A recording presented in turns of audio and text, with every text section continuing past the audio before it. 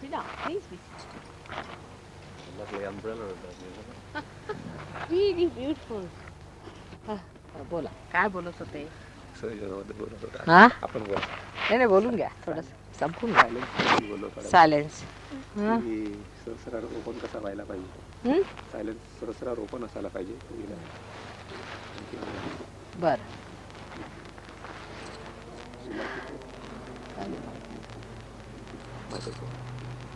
Hello sit down, sit down.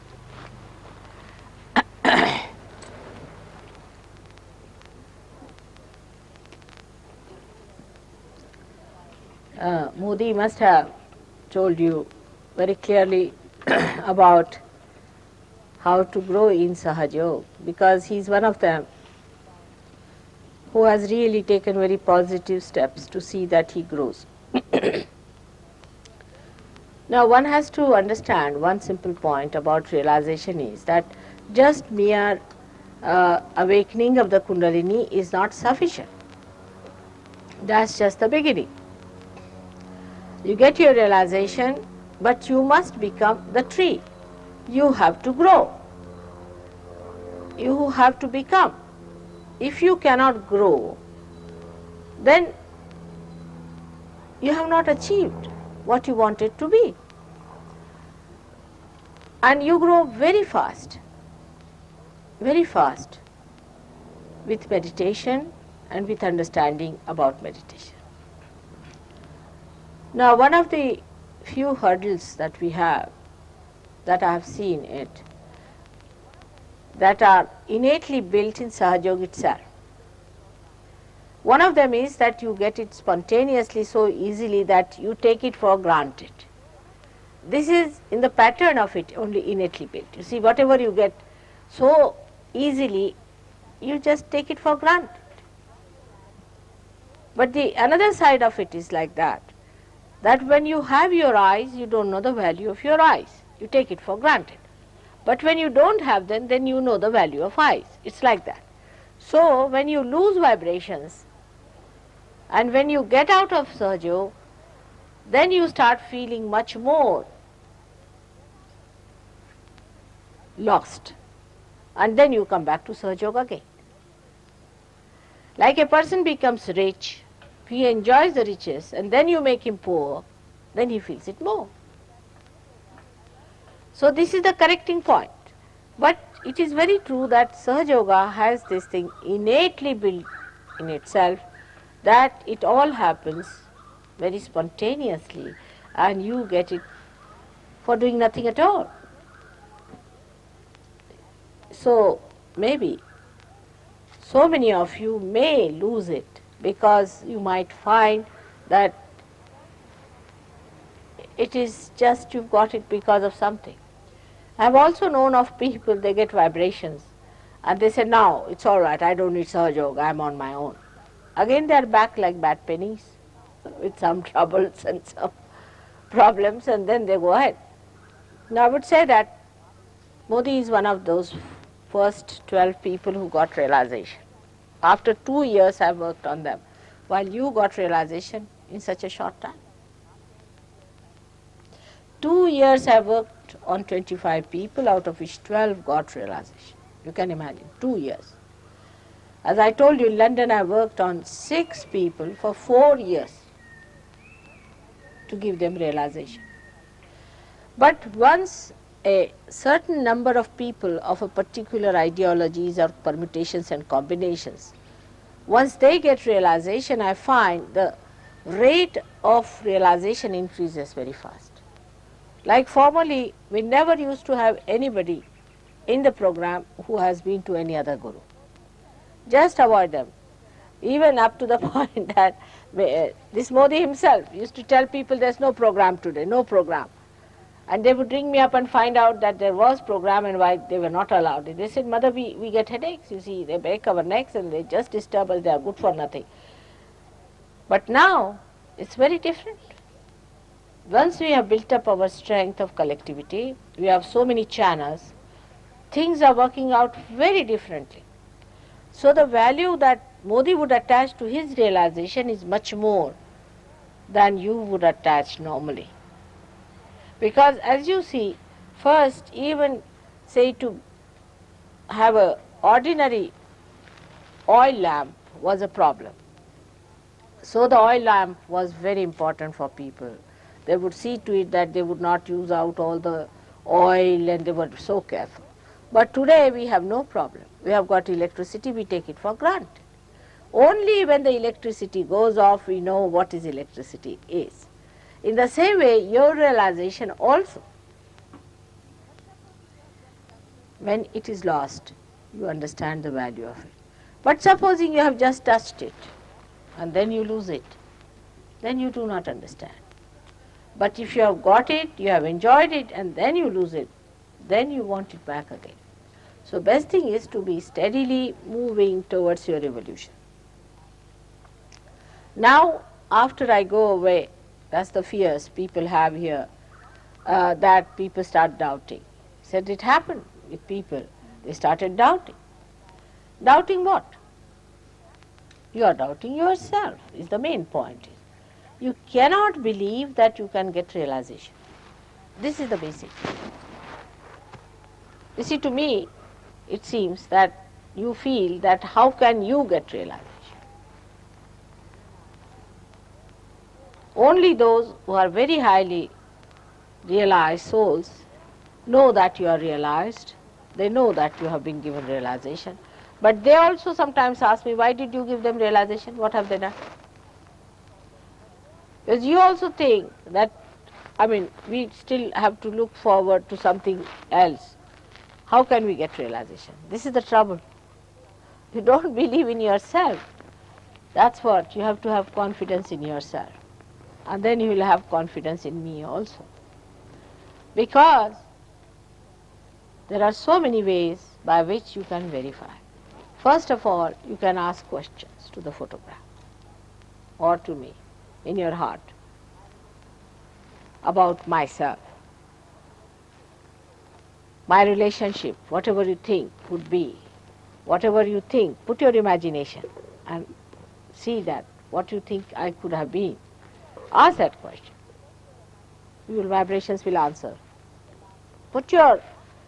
Stretch your imagination to the last. What could be the last word you could think of me? You see, some people will put doubts saying that Kundalini awakening is very difficult, it's not easy. Yes, it's true. It's not easy. It's a very difficult thing for human beings. You just can't do it. It's a fact. You have to work for days with some guru in some jungle, all alone, seeing nobody, working out your chakras by chakras. Sometimes you have to starve, sometimes you have to eat, sometimes you have to breathe, you have to do all kinds of things, and then the guru can work out. But there could be someone who is somehow the master. Could be someone. Kundalini is the Holy Ghost within it. So there could be someone like that who can do the job. And that is what it is. These things put you into doubts because you can't believe it. In relation to yourself, you can't believe it. You can believe in God, you can believe in Holy Ghost, you can believe in Christ, but you cannot believe that it has any relationship with you, that you could be that great, that you could get your realization. So just feel it and enjoy it. First of all, don't think. That's why I say don't think. Because as soon as you start thinking, Mr. Thomas in you will get up and say that, hello, this cannot be self-realization. Mr. Thomas was great, you see. Christ had all the disciples, and I find all those types around, permutations and combinations. And some are Judas also, but they are rarely to be found. But there are, no doubt. And some are Thomases. And these Thomases are described as murmuring souls by Christ himself. He said these are murmuring souls, and they murmur. And one murmuring soul comes to you, another murmuring soul in you joins hands, and you start all murmuring together, start thinking. Now at that time, what have we to do on rational grounds? It's very simple. What have I done so far? I've done everything. Did I get cool breeze? Did I get my self-realization? Did I feel my own powers? Have I been able to feel myself and others? Because you are still, you see, not fully realized, you may not be able to feel the vibrations of another person.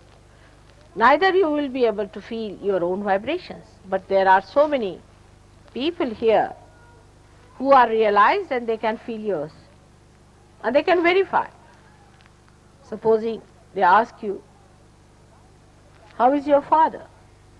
There was one gentleman in England, he came and told me, why everybody is asking me about my father? I said, because there's one particular center that's catching. And I called a child, I said, now tell me, what is the center catching? She pointed out this one. I said, this is the center. Everybody is catching on this center, this is the father center, so they are asking you about your father. He said, yes, he's dead and he died of cancer and he had this and that. And we had to treat. For example, anorexia is a disease, can be cured by curing this center.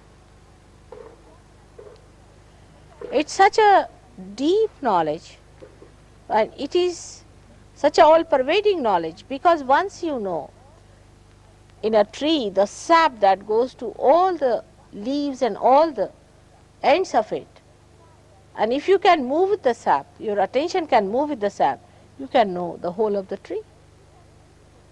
You cannot know leaves and then know the tree. How many leaves can you count? But to know the tree, the best thing is to get to the sap. To treat a tree is best is to get to its sap, isn't it? In the same way, when you go from inside out, then you find that you know yourself and others very well. It's very simple. Even small children can do it. So the first doubt comes about yourself. Oh, this is one of them, because there's a guru shopping going on, you see. There's a guru shopping, there's a float. You go to one guru, to another, to ESPs and what you call them, all sorts of things, mediums and all sorts of things, you know, they do with the dead bodies or anything. All these things you have been to and you have found it. So now suddenly you have to come to a temple where you don't pay anything and you just get the blessings. So you can't believe it, you just can't believe it. It's too much to believe. This is what happens. You get confused. You are already confused, but confusion could be over by understanding that something is happening to you. Just wait and see, give it a chance. There's no way we can bind you to SahajaYoga, because there's no mesmerism on. This is another innately a problem with SahajaYoga. Second problem, I should say, is that you are too free to do what you like. Absolutely free. There's no binding force except that you feel the love of your mother. Supposing you are not feeling the vibrations in your hand, there's no way of binding you down to SahajaYoga, nothing. We just advise, go ahead, it will work out, let it work out. There is no fees, there's no registration, there's no compulsion, nothing. It's your own free will. If you want to stick on, you can stick on. If you want to go away, you can go. There's no force on you of any kind. There's no registration of your names with some fees or anything. I mean, you are not bound to pay anything. If you pay something, then you feel, all right, I've paid for it, so go through it, whatever it is, good or bad. Supposing you go to see a plane, it's a horrid play, but you say, all right, I've paid for it, so let me go through it. But that you cannot do with Sahaja because you have not paid. There's nobody who will force you down. Nobody will go on telephoning to you, come along, please come along, and all that. So the attitude has to be changed. It is I who has to gain. Say there's a beautiful spot somewhere. Now that beautiful spot doesn't send an invitation card to anyone. Everybody goes there. But if you have not yet discovered the beauty of Sahaja in that way and have not enjoyed it fully, you will have to go again and see for yourself. It is a deliberation on your side, not on the side of the Sahajogis or Sahaja. It's not going to fall at your feet. That please come to Sahaja, please donate something, nothing of the kind. If you come, you are welcome. If you don't come, welcome. On the contrary, you will be surprised there's more rejection than acceptance in Sahaja. That's also innately built. I've seen some people who are very insincere type. They just go out of Sahaja like a tangent. There was a gentleman who was very troublesome to us in Bombay, and we didn't know what to do with him. And he just got transferred from there and we got rid of him. So you just go out of Sahaja like a tangent, and we are saved from the botheration. Because you must understand, if you have problems, if you are not all right, it's a problem for Sahajogis to correct. It's just the other way around. If you understand this, then you will understand the thing, what works out. For example, if I have to cure somebody, it's a problem for me and not the problem for the person who is sick. Now, if the tree has to grow, is the problem for the gardener, not for the tree. So the tree must see to it that it cooperates with the gardener and gets itself developed. If this understanding is developed that it is I who has to gain, it is I who has to go forward, mother has not to gain for me anything, she wants me to have all my powers manifested, she wants me to grow to it. If this attitude is developed, then you will work hard to grow and you will work it out. But on the contrary, you see, at the slightest pretext, if your ego stands up and says, why should I do this? To overcome this hurdle, you see, we have to build up certain stages. That's what Modi was telling you. That you first become thoughtlessly aware. See that silence is established. There are certain things that you do much later. Everybody is not allowed in there, because truth can be only borne by people who are strong enough to bear it. That's why I'm not going to tell you who am I till you reach a certain stage, because you cannot bear the light. That's what happened with Christ. They crucified him because they could not bear him. Human beings are like that. They can't even bear an incarnation of love. They can't even bear love. It's too much for them. Even if you give them too much love, they get upset. They get disturbed. They just can't bear it. So you have to build up yourself to come to a certain stage of understanding of Sahaja. It's a state which you achieve. It's a state. You are not to be certified by anyone or other, but it's a state where you will start giving realization to others. And the whole way you will be talking will be in a very different manner, as if you are completely detached. You will say it is going, it is coming. It happens. You will not say my mother must get, my father must get. You will never say like that. Because you will understand the problem of Sahaja is that it cannot give to anyone. Like the sunshine can shine, it is for the trees to expose themselves to the sunshine and get the advantage of it. The sunshine is not going to run after you all over to see that you get it. Do you see the point is? It will shine the whole day and you take it. But it's not that it will run after you all the time, requesting you, oh please get me, have it like that. And this is what one has to understand very clearly, that it is you who has to ask for it and not anybody is going to force on you anything. On the contrary, if anybody tries to say something more, your ego gets like that. So try to be careful. I am very happy to know that also, that in all the ego-oriented societies, I have seen that SahajaYoga works like wonders, because first thing they see is their colossal ego. And that's a very positive point about it. Because once you start seeing this horrible balloon in you, you just start watching yourself and enjoying, oh, Mr. So-and-so, now get along with your ego. You see, it's a very interesting life you start leading.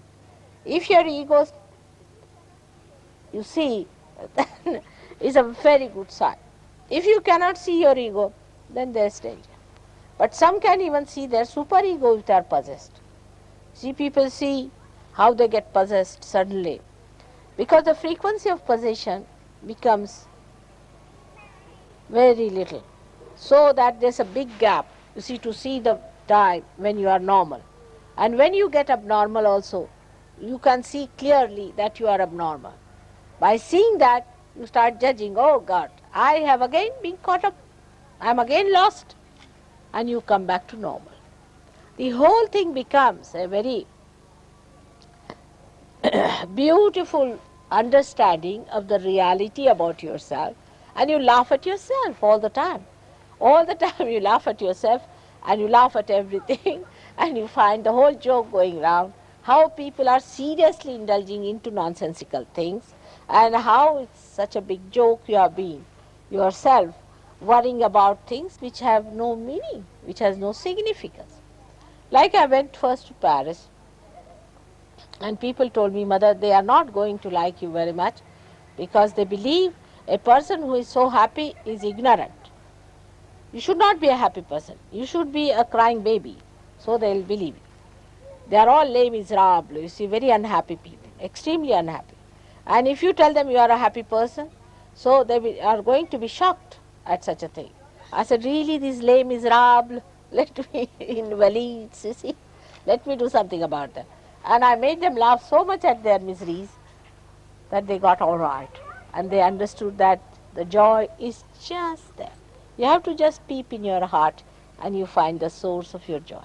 And then the whole thing vanishes into thin air. But it has to work. It has to happen.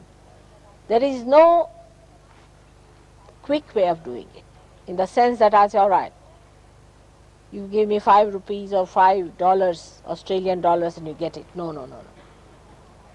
You may give me any amount, it won't work out. It has not worked out with my own daughters. You will be surprised. I have never forced them, I have never asked them. I have only 2 daughters. They are not realized, I am not bothered. When they'll ask for it, they'll get it. But my 4 grandchildren are born realized. And one of the eldest ones one day very seriously said, as it is, you cannot commit mistakes, I know. But it would have been nice if you had given them realization when they were children. You see, this is what it is. That you cannot force these things on anyone. And you have to take a very detached view. You are a seeker, your mother and you are there, but they are not your responsibility. You can tell them about SahajaYoga. But if they are opposing you, better let them be alone, they will come round.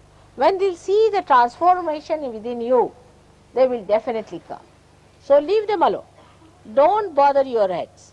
Just leave them alone and you will be amazed that they will see you transforming so well and acting so well, and they will change themselves. And they will come to you and ask you, how are you so much changed and transformed? You see, proof of the pudding is in seeing the pudding up there changing people. And this transformation, you will be amazed coming into you. So suddenly that you will be amazed. But as I told you, that on the left side is a desire, or you can say the superego, the desire to do something. And the right side is the ego, which we try to sort of please and which feels happy, and the one by which we have ambitions. But in the center is the willpower to do things. And this willpower has to be increased by, I have to do it, I have to do it. First you'll feel tired because your left heart is weak, then I will tell you how to do it. They know how to raise your left heart if you are tired. See, most of the people these days are very tired people. They talk, they sit down, they can't, they are very tired, absolutely fagged out people. Morning till evening, what have you been doing? Nothing. Just sitting in the sun, you got tired. Just lazing out, you got tired. Why? Why did you get tired? Firstly, because you are not integrated, you are fighting within yourself. Your head is fighting your heart is fighting your liver. Secondly, you are thinking and wasting your energy. So you have to learn how to settle your heart, what has to be done to raise your heart, to make it peaceful, and how to get the energy from your spirit. Once you start doing that, your tired feeling will go away. Then your aggressiveness also will decrease, and you will be amazed that you will just watch the whole thing. Neither you will aggress nor you will take aggression, and the whole reaction will be very different. Then everything has a meaning. Your feelings have a meaning.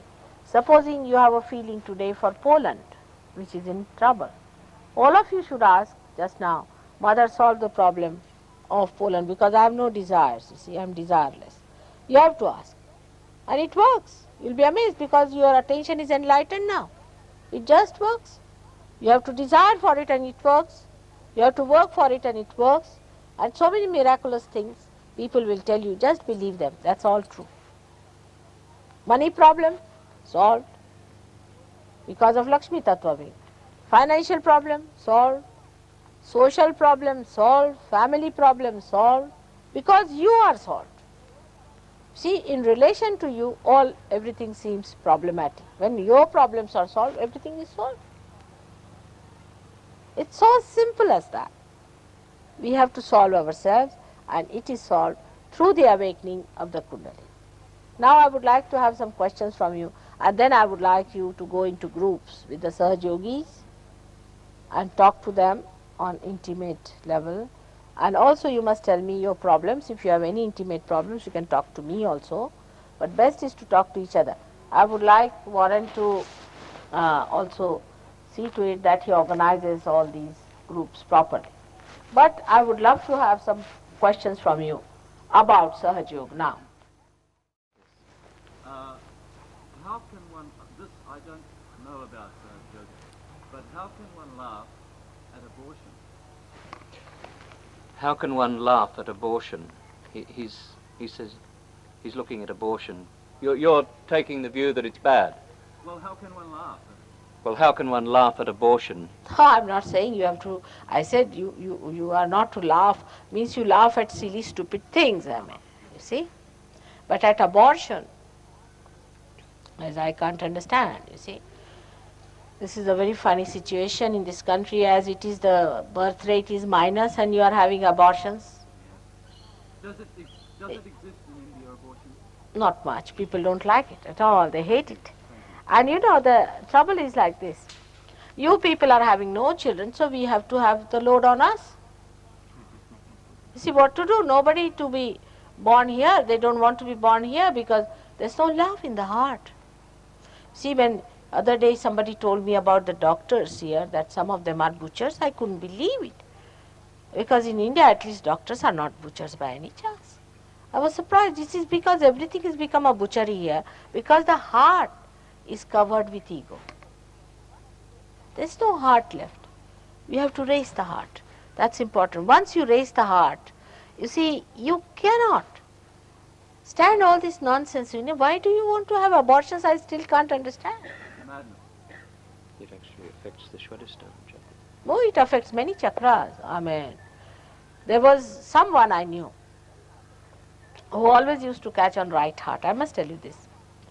Very nice person, always on right heart. His father was a good man. Everything was fine. Asked him, how are you catching on right heart? He was not married. And when he came very close to me, then he confessed to me that I lived with a woman and she was going to have a baby and she went in for an abortion and I conceived. And since then I've been feeling very sad about the whole thing. But the whole view about life has to be changed. Then only you can avoid these things. You see, it is a symptom of a disease. It's not the disease itself. Abortion is not the disease, it's the symptom of a disease.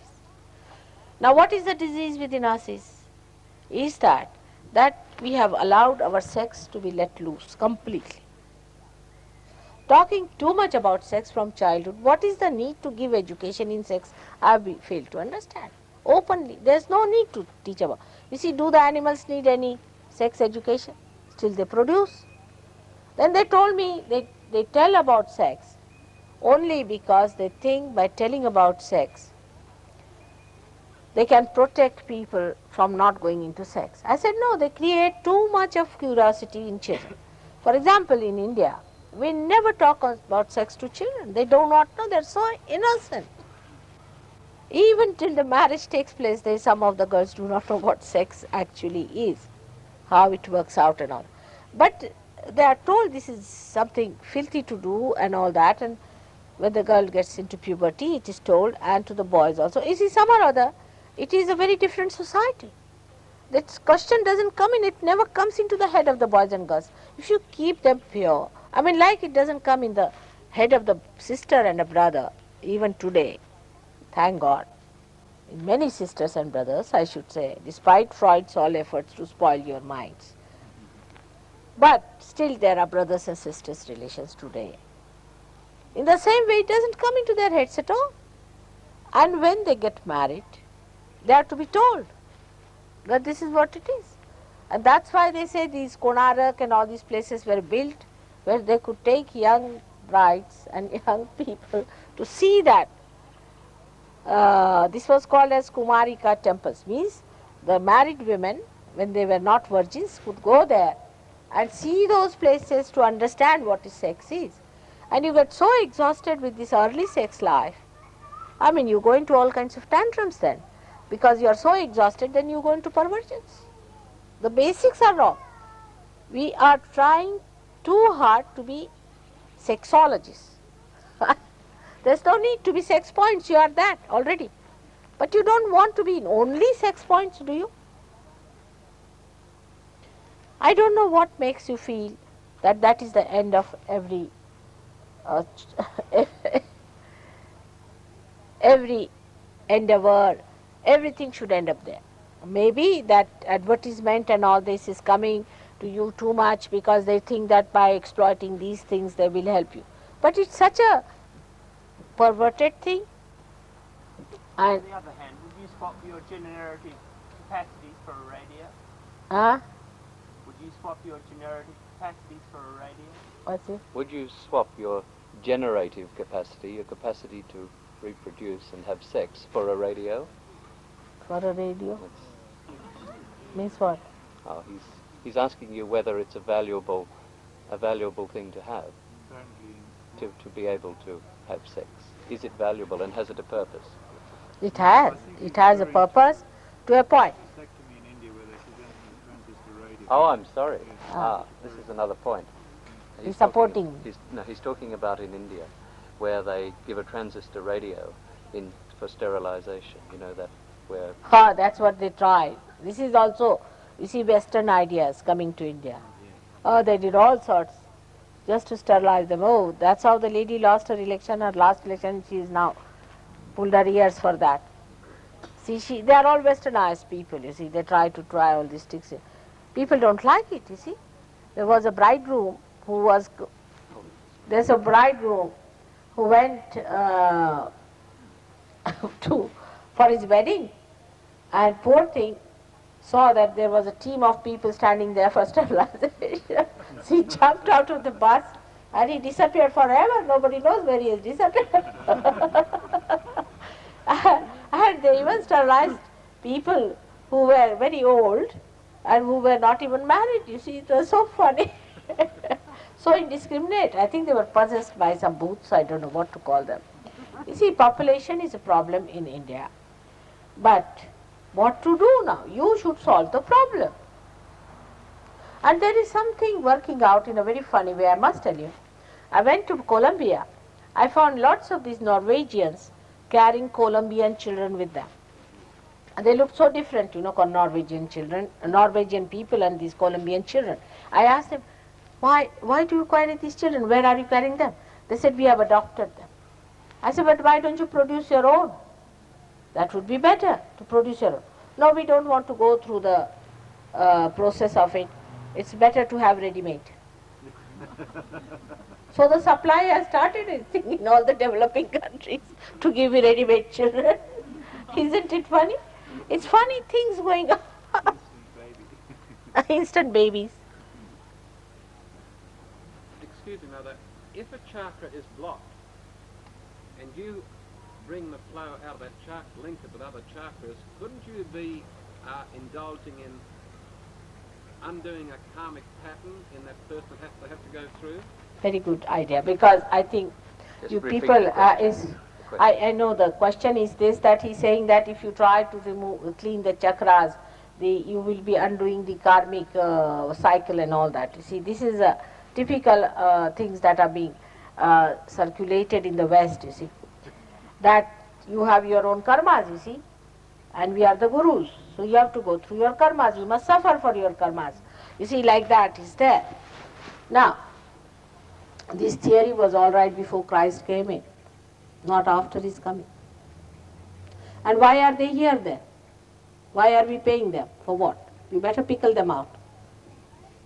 They are worth nothing because they just take money from you and we have to go through our karmas. They make you dance, jump, go into all kinds of things, put spirits in us and say you are suffering your karmas. Why should we suffer? Actually they should suffer for our karmas, minimum of minimum. No, Christ has done that for you. He has taken all his karmas, your karmas upon himself. He has made way for us. That's why you have to pass through him. Once you pass through him, through Agya Chakra, your karmas are sucked in by. That's your ego. It's the only ego that says you have done this wrong and that wrong. You see, an animal doesn't think that way. It thinks it's its own swabhava. It's the way it has to be. But it's only the human beings who think, I've done this wrong, I've done that wrong, I've done this good, that bad, because we have ego.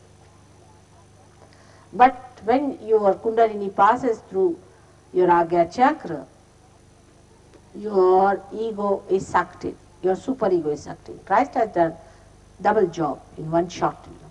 It's great. That's why he was crucified. It was to be. He took all your karmas upon himself and put it into hell. So whatever karmas you have done are all sucked in. But the door must open fully. In the beginning it happens that only a thread comes up, you see. And the ego is not fully sucked in, so sometimes it still comes up and all that. The best weapon to get rid of them is to forgive others. Forgiveness is the greatest weapon Christ has given us, which we have to use. Forgive, forgive, and forgive. That's a very good way. Lord's Prayer is the solution for your Agya Chakra. You'll be amazed. You have to say Lord's Prayer after realization to open your Agya. Then you become thoughtlessly aware. After realization, again I say not before realization.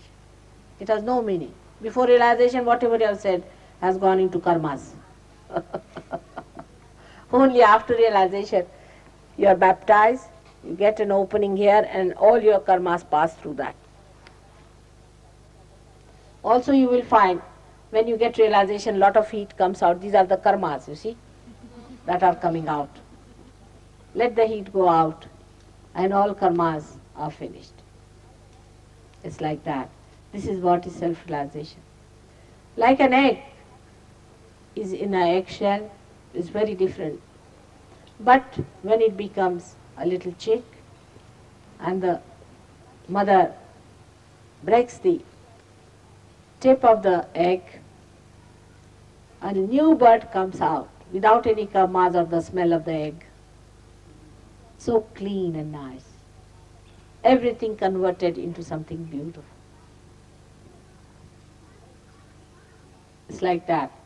This is the rebirth. This is how we become a new personality, a new being.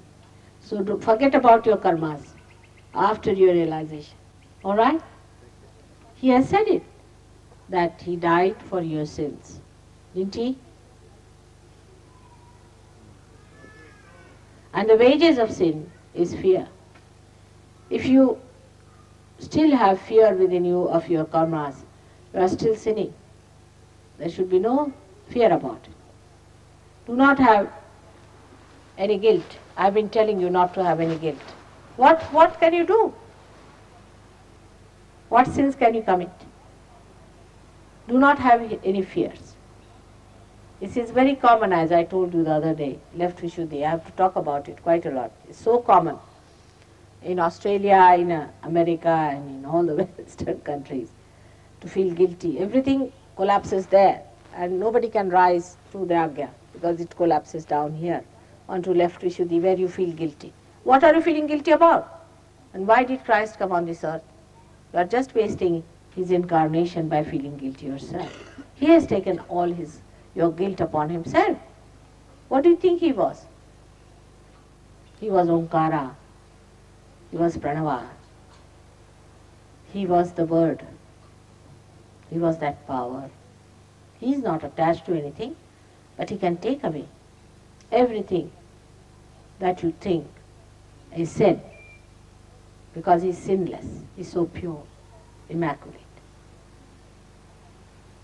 Alright? Does that give you some hopes? Or still you are indulging into your own miseries? Anyone else?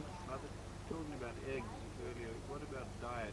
Can you give us some guidance on Diet, alright. This diet theory is also coming from some horrible Brahmins, you see. Don't listen to them. They are the greatest Rakshasas ever born on this earth. Means devils. Devils. Rakshasas are monsters, you see. They eat like hell, they eat such a lot, and they always tell you don't do this and don't do that. Don't eat sugar. You can eat anything you like, except for don't eat the meat of animals which are bigger than you. I mean, otherwise you'll develop muscles, see, which will have funny contours and things. Eat animals which are smaller than, is the point is. And if you eat those animals, they do not also have much sense of compassion and all that. It's all right. They are just like vegetable sort of things. So it doesn't matter. You don't kill them. They are killed in the machine and all that. You have to eat that, and you need it. You have to eat. But that doesn't mean that if you are vegetarians, you should become non-vegetarian. It doesn't mean that. Whatever you eat, you can eat. It's no eating is not going to change your spirit. Spirit doesn't eat. It does not.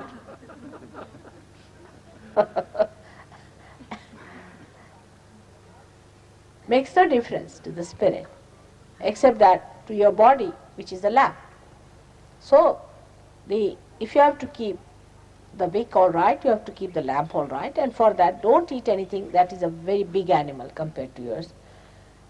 And cow's meat, for example, in India, they don't eat, because have you seen Indian cows? They're very gentle. And the cows are in the house, just like mother, they start giving milk to the children. They see every day they are taking the milk of the cow, so they develop a feeling, you see. And that's why they don't drink, you see. But it doesn't mean that if your Australian cows are, I don't think are like that, because what I have seen, they look like buffaloes to me sometimes.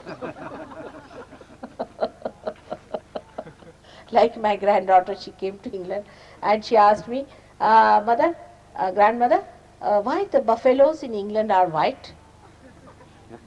Yes, so it's all right, but you will come down on diet. It will be different, you see, you'll see gradually, but don't worry about it. Gradually everything drops out into very little things, you see, but you allow yourself to develop. Eggs and things like that he was Oh, asking. eggs you better have, lots of it. But if you have liver, it's not good to have eggs. Eggs is very heating.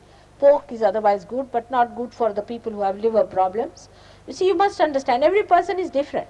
Now today I met a lady who was very left-sided. So I had to tell her, you eat pork, eggs, everything. You see, it is how you are. Even the Indian Ayurveda is like that. They want to know the prakriti, the character of a person, how he is. We have evolved from different types of animals. I saw the nocturnal ones. You see, the nocturnal ones must eat a lot of meats. Those who have evolved from nocturnal side. You see, the left-sided, the ones who are afraid and frightened, and who are not egoistical at all, you see, such types. They should take more meats and things, but those who are too much aggressive, better take to vegetables is better. All right, now what's the question? Does forgiveness stop the rich getting richer and the poor getting poorer? Sahaja. Does forgiveness stop the rich getting richer and the poor getting poorer? It does, absolutely. Absolutely. SahajaYoga is the thing that balances the society. Those who are poor become richer, and the rich understand that they must share. Willingly they start sharing their money. But you become really rich in a very miraculous manner. Now, there's a girl here, I would like her to tell you what happened to her. It's miraculous, but she's an Australian and she doesn't tell lies. You can see that very clearly, and she'll tell you what happened to her. Where is she gone? Cheryl? Come along. Is she here? Well, you can tell her, Mum. You can tell All her. right.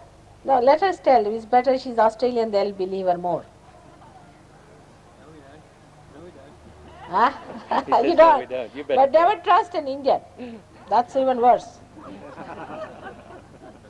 We'll trust you. You know, some of the gurus have introduced some Indian bhoots, Indian spirits into English people, and Americans, and also Europeans. And I find they behave just like Indians, you know. They cheat, they embezzle, they'll take away things, not the women. They'll not touch the women, you see, but they'll touch the things, they'll take away empty cans. It's typically Indian, you see. It's rather surprising. Yes, there are some. I've seen them like that. It's surprising to see such things happening to a Western person who behaves just like an Indian. Must be some possession of bhoots put by these gurus. So, if you believe me, then I can tell you what she's told. It's really miraculous, very miraculous. Cheryl was telling me that she wanted to come to India and she had no money. So her daughter was very anxious to come to India, and they didn't know what to do. They didn't have sufficient money.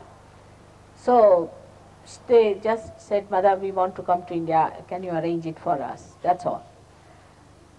And it so happened that this girl had taken a trinket she had in the house, a bracelet, to the school for a sale. I mean, they have their feet all over, so she took that for the feet. And the teacher said, "I think this is gold." She couldn't believe it. She brought it home and they got it valued. And they found that the price of the thing was equal to what they had to spend for both of them travels. But this is nothing. And then she got some money from somewhere in the house, somewhere, I don't know how, she got some money. And she didn't sell even the bracelet, and that's still there. She said, for the next trip, I said, I hope so, you sell it. May not. Like that, you see, things work out.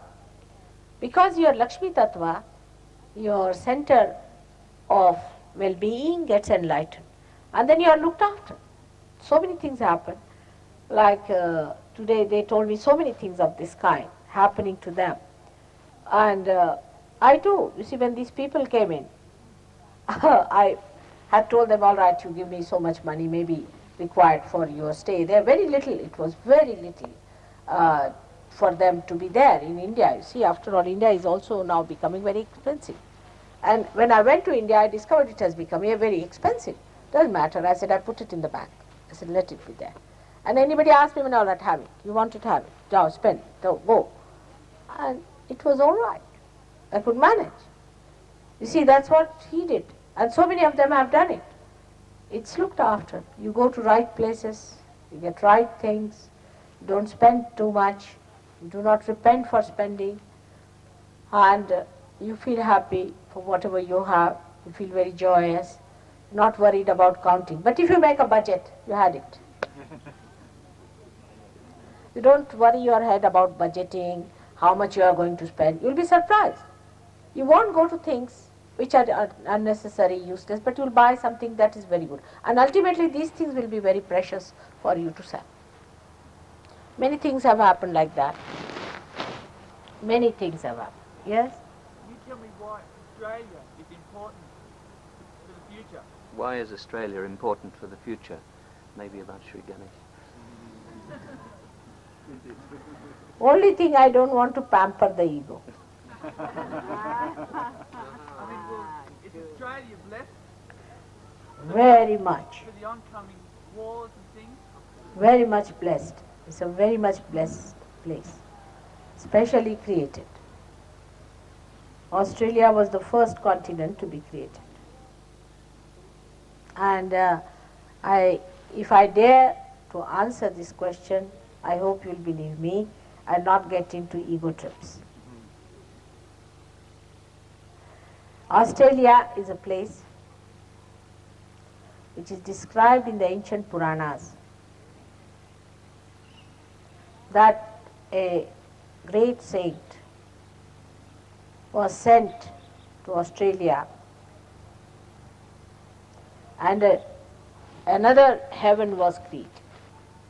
And that saint is called as Trishanku, which is your south, what you call that is the Southern Cross. Southern Cross. That shows the Southern Cross, and you can only see Southern Cross from Australia. This is one of the Puranas, or the Vedas also have mentioned this. And even before that, Australia is the place which has the Ganesha. The first is the Muladhara Chakra. The first center is in Australia. How much wise you should be?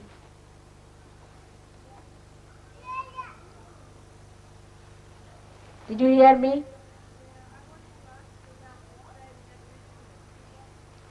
She wanted your opinion about the Australian Aboriginals, the native people here that were born. Black people. Oh, they must have been good people to begin with. I'm sure of it. They must have been very good and holy people and nice people.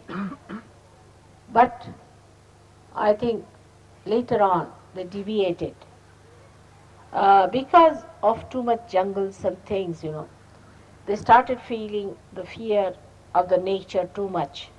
They must have worshipped things which were good to begin with, and later on to some things like spirits and this.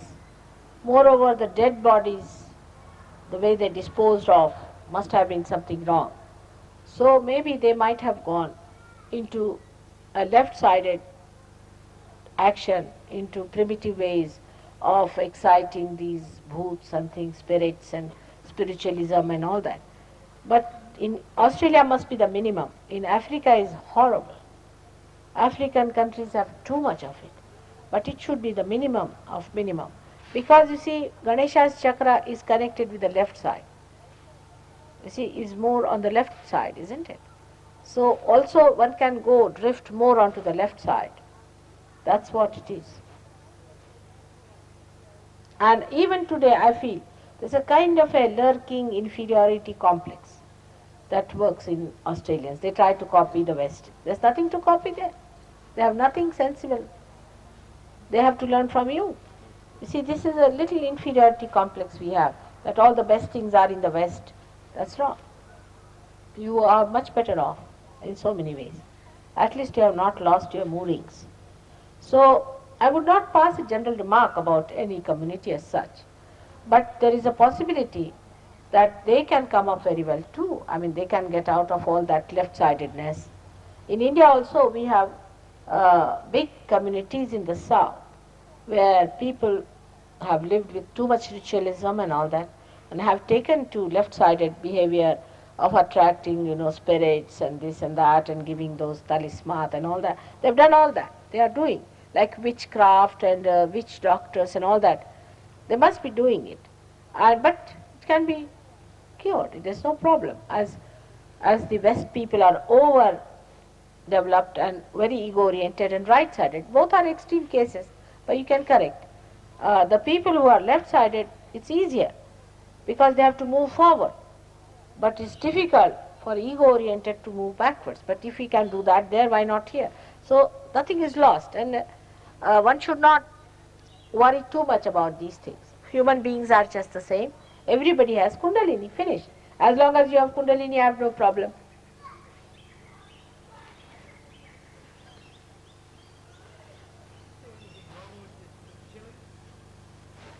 To eat? Is there anything wrong with eating chilies? No, it suits some people very much. Some people should have, those who suffer from colds, will be a good idea. Suffer from constipation is a good idea. But don't eat too much of anything. But it's good for some people. Something is good for some people, something is good for some people. You have to just find out. For people who get constipated, it is better to have little of green chilies all the time. It is very rich in vitamin C. It's very rich in vitamin C. It's good for people who catch colds very easily.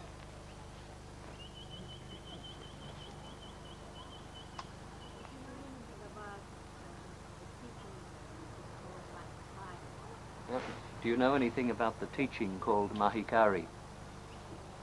I know. There are a lot of people here today. You see, Mahikari thing was, the person who started Mahikari was a realized soul, though not so well equipped. I met him before his realization. And he got realization, I think, through me only. Whatever it was. I do not want to claim anything like that. But only thing is, he was not equipped, well equipped. Like anybody who gets here realization starts doing something. And his daughter, I think, misled the people, because she's not a realized soul. She became very money oriented. She started putting it. It's happened with every one of them. But poor thing, this one was not, he just got a realization. He was not an incarnation also. You see, even incarnations who came on this earth, like Christ, you see, like Muhammad Sahib, like Rama, Krishna, see such great incarnations who were purest of pure. Even those people have been mishandled, and people have raised organizations which are just money-making propositions. Everything somehow man makes into money. I don't know how. It's something that happens to human beings, you see. Then they start giving talisman, they start cross, I mean, it's a money-making proposition throughout.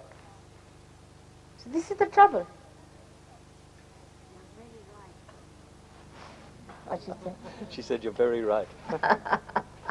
And you may lose lots of your powers, even ordinary normal powers, with this kind of wrong attitude, you see, or misguidance, because it happens like that.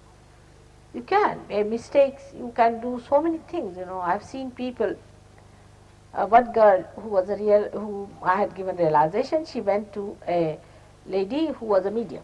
She used to get ho ho ho ho ho like that and this thing, and she gave her a talisman, and she became actually blind.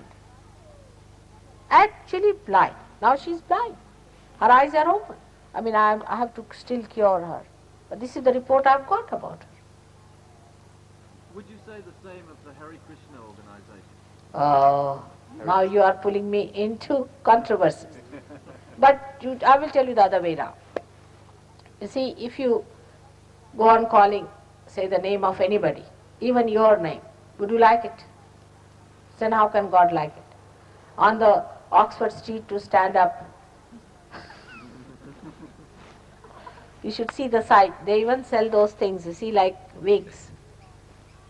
They sell them like wigs in the market. They shave off, and sometimes they wear wigs. See, it's not show. It is something that has to happen within. It's not the show that you put up. It's something that has to happen. You see, most of them end up with throat cancer and very violent people. They are beggars, absolute parasites. With Jaguars. With Jaguars. With expensive cars. You see, this is very nice. I met somebody in England, and I told him, what do you do here? He said, I deal in opium. I got a fright. I said, opium? How do you deal in opium? Other people's money. I said, that's very good. Other people's money. You see, you can float an enterprise. It's very easy because you are such seekers, such great seekers of ages. And you are so naive. Very good. You go anywhere, they'll take a square, sit there with saffron clothes, with some circus on. Another fellow will be fanning, oh, this one is very great, coming direct from Kashi. Then have nothing to do with horrible people. Kashi is one of the worst places now. So you all go and prostrate. This is what it is. I mean, why are you enamored by these circuses? Aren't you fed up with them? We had a lady from Norway. This one was very interesting. She came to my house, stayed with me, very badly caught up. And she told me the story of a Lama who came to Norway. First he told all these Norwegians, you see, if I have to come to Norway, you have to make a place with a floor which has got all marble. Look at him. They are such parasites these Lamas are. First they have sucked the blood of these poor Tibetans, and now they were willing to suck the blood of these Norwegians. Now the poor young people, you see, I should say young people in the West are really not rich because their parents do not give them money the way we give our children, you see, so they starve themselves. They ate only potatoes and this and that, and for 1 year they starved themselves to create this floor for these horrible people. And this fellow came, you see, with his shaved head and all that. He stayed there. And this lady told me that she had to go and just bow to him 1,000 times for 3 months. 1,000 times, imagine, just to bow. As it is, will be finished. Even 3 times is sufficient to finish you off. And 3 months she did it. And with me she was arguing morning till evening. I said, look at that. You are arguing with me, eating my head off, and here you are bowing to him. They would not allow anybody to go near the Lama, the great, who was sitting on the 7th step somewhere, hanging in the air. It's very common, you know, the more you are missing from the scene, the more you are difficult to be seen, you see. It's something great. Oh, I have seen the glimpse of that horrible thing. That's what people think. You see, this is what they play upon you, emotional. What do you call them? Emotional? Blackmail. Blackmail. That's what it is. Oh, they will tell you, first of all, we call them chamchas, mean they're spoons. They'll come and tell you, oh, this is very difficult, you know, he may not give you any interview. And you have to at least shell out 500 rupees. You see, it's not easy. It's very difficult. Only you should send your photograph with 500. All this nonsense. If you are the river Ganges, what can malign you? What can dirty you? What can make you impure? If you are here for purification, then nothing can impure you.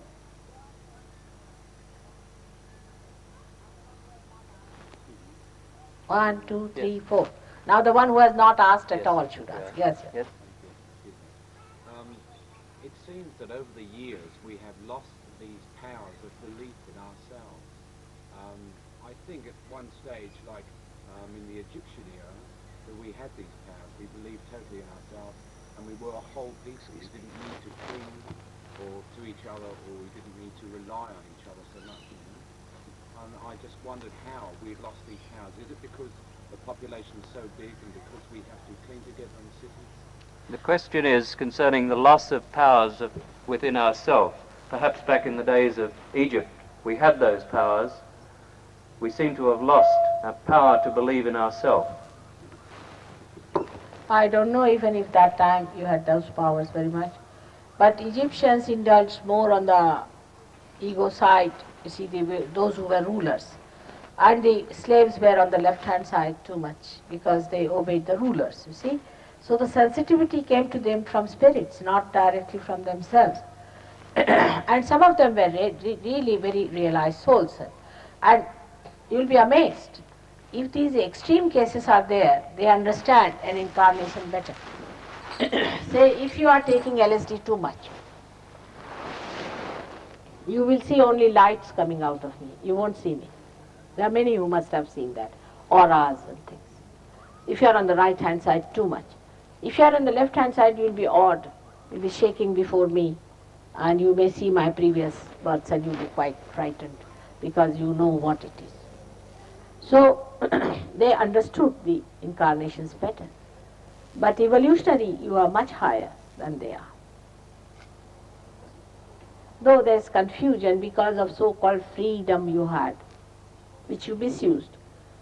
But as a whole, I think this is the time for blossoming. Only thing you must know that you are a seeker, and you are a seeker, then you must get it. And if you get it, why should you be surprised? But it's like seeking has become like a fashion. Seeking here, seeking there, seeking there, seeking. You stop nowhere. You see, go on fixing the bolts. You see, you are just going on with an inertia. Even if you stop fixing, you still go on like that. It's like that. You see, it is a style you have developed of going from this to that, that to that, that to that, and you cannot stop it. Yes? Yeah. The first one is, I'd be interested to know your opinion on the philosophy of Rudolf Steiner.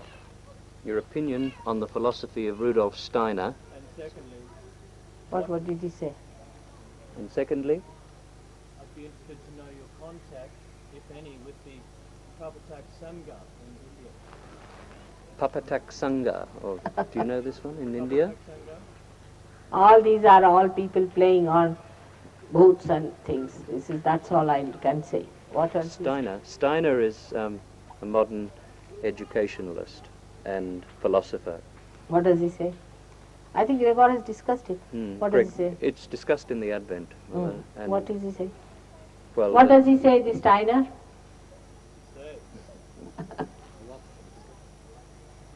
Oh, a million words. A million words. Words, words and words and words. No, many good books. Acha? What does he say? His vibrations are very good, Mother. Might be a realized soul, but what does he say? I couldn't give you an example. I wouldn't want to just give you an example. In gardening, he is an excellent gardener. He's well known for his philosophies on education particularly, but his philosophies do encompass all aspects of life, which include medicine. He might be a realized soul like Khalil Gibran is. You see, his vibrations are good. He might be, but still, you have to become realized souls. You see, reading that, even Zen is all that. Zen is everything is, nothing but his realization. But you will be amazed that the head of the Zen himself reads all Zen without being realized, and he's a hopeless fellow. I just talked to him, he said, oh, we cannot get realization. He's confirmed on that point. Imagine a Zen, the head of the Zen, saying that. And he said, we had Kashyapas, only 26 Kashyapas we had in 6 centuries, can you believe it? And he wouldn't take his realization, he was so frightened. He accepted me, all right. But he said, I am nowhere, Mother, compared to you. I said, what is this? But I am telling you, you can get. So, it's good to read somebody who is a realized soul. But you better get it yourself. You become Steiner, all right? Steiner catches on Agya and Swadhisthana. Maybe. What I am saying, you become a realized soul, and you can write about your own experiences. Yes, please.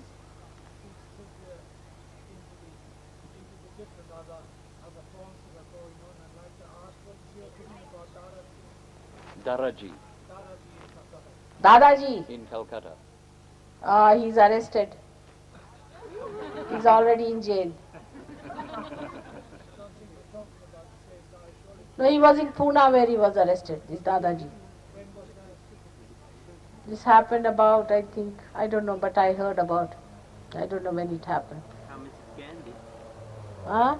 Or a state? No, it was not because of any political thing. But they found some income tax things and all that, and lots of, I don't know, I didn't pay much attention, but he's arrested, that I know. There's all sorts of things these are. You see, the best part of the whole thing is that all that is untruth is exposed gradually. Whatever things they may put up, whatever story they may put up, whatever they may try, they may entice you. You may be interested in them, whatever it is, but they themselves meet their end. Because all that is falsehood has an end, and truth is endless. It is anant, it is eternal. The truth is eternal. What do you see as the future of the United Nations? Oh. What do you see as the future of the United Nations? That's a tricky question. You better tell them your husband is. My husband is one of the Secretary Generals. I better not speak, all right? Let it be. We'll see about it. Work it out. Yes. Do you think, Some tricks we have to play. do you know of Krishnamurti at all? Do you know of Krishnamurti? Very much. Thank you. Could you tell us, He's another one. Krishnamurti is another blah blah blah. I'll tell you about Krishnamurti very well. You see what Krishnamurti does, he says this part what I say, that there are false gurus. But I don't say there are not real ones. If there is falsehood, if there is artificiality, there has to be real. If there are artificial flowers, there has to be a real flower too. So he negates you from the other side completely, and he puts up your ego by saying, oh, you can find it, so you are finished. He is a blind leading others into blindness. I saw him personally, privately, and I asked him, why do you do what you do? And he said, does a rose ask why? Does it? He said he what? saw him personally and asked him the question, Why do you do what you do? why do you do what you do? And he said, Does a rose ask why? does a rose ask why? I mean, it has no awareness. Simple answer is as that. A rose has no awareness.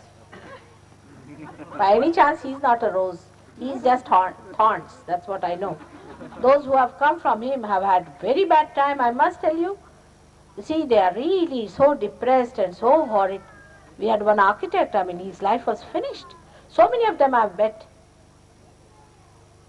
Horrible, they're very argumentative. The best example I'll give you about this, because you have brought forth. There was a fellow who came to see me. He's the grandson of his guru. His guru was, who was his guru? Krishnamurti. No, not Krishnamurti, another one. This Dadaji. Yogananda? No, Yogananda. Yogananda, the Kriya Yogis. See? He was the grandson of the Dadaji or something. No, Dadaji, not something. Babaji. All Dadajis and Babajis are there. This Babaji, his grandson. You see, his Yogananda's guru was somebody else, and he was the son of this fellow, but the grandson of his guru. So the great grandson of Babaji. So the whole family was Kriya. And he did all the Kriya Yoga and everything he did. He went there and this. And he got so frightened, one day he happened to see this Krishnamurti, that there should be no, he said, no Kriya and all that, you see, and that you are your own guru and this and that. So he said, oh God, what have I been doing? So he gave up Kriya Yoga and he came to Mr. Krishnamurti. He said, I became such an expert that I spoke better than Krishnamurti could. And everybody was surprised. They said, the second Krishnamurti is coming out. I ran away from there. I said, now this thing that is happening to me. And he came to me. You'll be amazed, I have not been able to give him realization till today. I must tell you this. This he comes to me still often, very often he comes to me. I have not yet given him realization. Imagine the grandson of this Babaji has to bear, I don't know what things, poor things has been done to him. I'm very sorry for him. Do you know of Rajneesh? I don't know. Ah, Brilliant. he's the another horrible one. I mean, why do you need a guru for such a thing? You are masters. He's a fool. He doesn't know compared to what you know. But you see what you thought of, that inside you are human beings. So feel guilty that we talk of sex with animals, sex with this, that. There's something lurking in you. There's something wrong in all this pervergence and homosexuality, this, that and all that. So you thought it's better to have a guru, at least he'll certify. But he is going to make you take 2 running jumps to go to hell, I tell you. Because he'll be just there and he talks that you'll go to bottomless pit. In the Bible, the bottomless pit is the hell. He is very honest in a way. He says so. He said you'll go to bottomless pit. He has criticized Christ to such an extent that he says that Christ had bad relation with his own mother. Oh, to that extent. He said about Muhammad having bad relation with his daughter. All sorts of things he is talking. And people publish it. He's getting such a publicity. He pays money to people that they write against me. He's doing all kinds of things, and Indians don't like him at all, at all. They hate him. They want him to get out. But he's so localized, he cannot smell a flower. And he calls himself Bhagwan, means God. In the book, you see, anywhere you read any Indian book where they have described God, if the names of God, there are 1,000 names, supposing, of Vishnu or of the goddess or anything. At least 15 or 20 of them are that they are fond of flowers, they are fond of fragrance, they are fragrant, that they are fond of kamalas, they are champa, they are fond of this, that. All this is there, and this fellow cannot see. If you show a flower to him, he'll run away. He cannot bear to have any incense being burnt anywhere. When you go there, they see, and you can only put phenyl to go and see him. I think he's a bathroom cleaner, that's what he is. The way he is so much afraid. I don't know what he likes, the bathroom smell. And he does all dirty things, very dirty fellow. He's filthy. I don't want to tell you what he does, but I know what he does. That's my thing.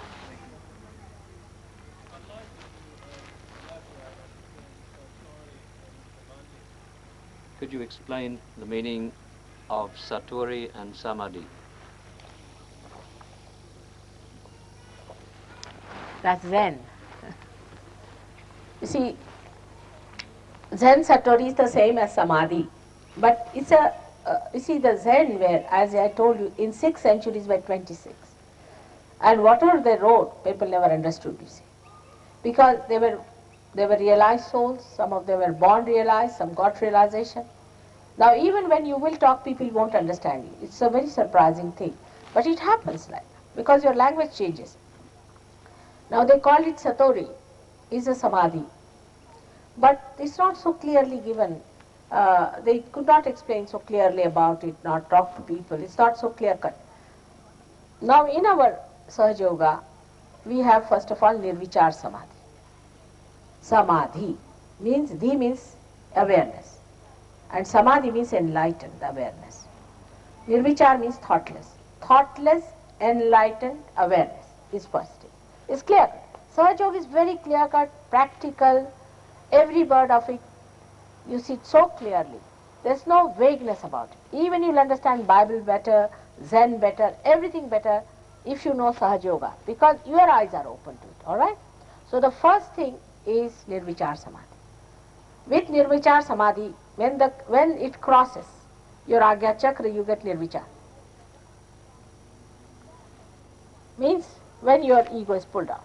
With that, you get powers. Like you see, if you become a deputy governor, you get powers. If you become a governor, you get powers. The first power you get is curative powers. You get cured, and you can cure others. Many people whom I have cured are not Sahajogis. They are useless people. Actually, I have given up curing people for the same reason, because they just come for cures, they get cured and lost. What's this of curing people who are not going to give the light? You see, you don't repair lights which are not going to work out. So it's a horrible stuff, you see, curing people, but you do cure. You start curing people automatically with raising the hands, not with spirits. There are another faith healers and all that nonsense is not there. Also Kundalini can rise to a point with a person like that. But one should not stay at that point, must go higher.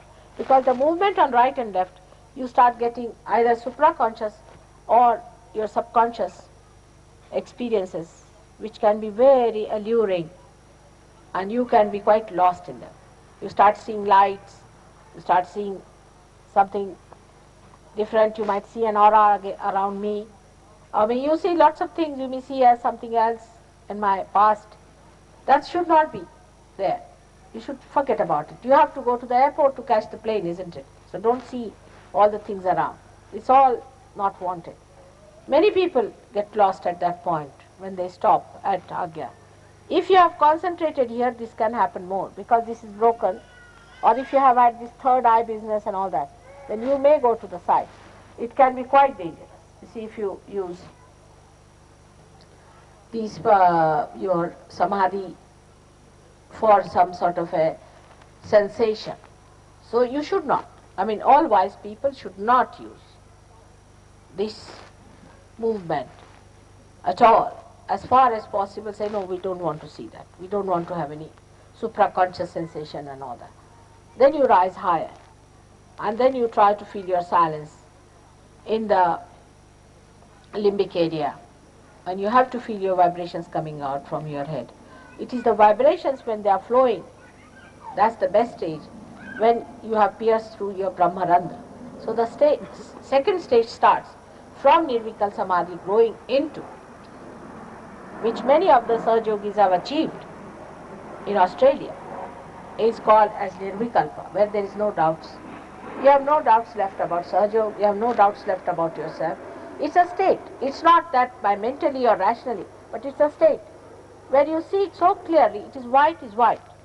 You don't have to doubt that whether my eyes are showing white or black. You see, that state is reached, is called as Nirvikalpa, where there's no vikalpa. You just go move steadily, and that's the best stage where you really grow faster because you are so steady, and that stage must be achieved. So try to achieve that stage through negating things. By saying, not this, not this, not. And you reach that stage. It's very clearly given. You see, the trouble is, so many of these books, which are so great, are never translated. People do not know about them. Now after coming to SahajaYoga, you will be exposed to them and you will see what truths there are and how SahajaYoga verifies it and proves it. What impact or influence do you have on people who live with you who don't practice anything like that or believe in anything like that? What did he say? What influence are you likely to have on people who live with you who are not realized? What does a realized soul have in the way of influence on those around him and his environment? Oh, I see. You see, if you have stones and if you have living trees, stones do not receive anything from the sun, but the leaves receive something, isn't it? They have more sensitivity. That's the difference. Then, in SahajaYoga, there's a possibility that you can convert stones into living beings. Can be done. Yes, because they see. You see, they see you. They understand the value that you are. Gradually, rationally, they start understanding. Then they reach certain conclusions. Then they come to SahajaYoga. Then they get realized. It works out that way. But with seekers, it's very different. Seekers just jump into it. They do not think about it. They just get it. They get it so fast that they don't think about it. Just they get it. So they are so sensitive. That's the difference. Can we help our loved ones who do not want to listen to any spiritual teaching? Can we help them when we start SahajaYoga? Can we help our loved ones who do not want to listen to anything particularly about SahajaYoga? You see, there's nobody else that you help someone. They are all within yourself. On the contrary, I would say better have them together who are Sahajogis. Because those who are not will trouble you. It will be a problem. Leave them alone. They'll be all right. They'll come round. Let them come on their own. You cannot force them. They are loved ones. You'll change your now priorities. You will understand that those who are really loved ones are not really your brothers and sisters. As Christ has said, Who are my brothers and sisters? We have to ask that question. Because you speak another language. You are a different person. Not that you give them up. But they exist.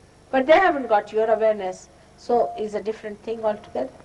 But you help them in a way. Gradually they see you. But if you force them, they'll run away. No use forcing or telling them anything about it. But you show your satisfaction and happiness and your growth, and others get impressed by it, and they just come to you.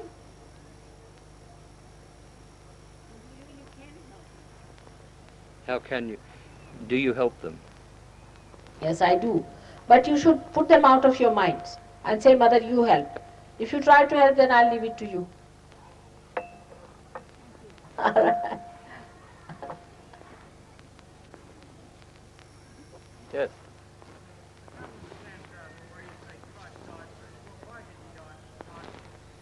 He can't understand why you say Christ died for us. Why did he die for us?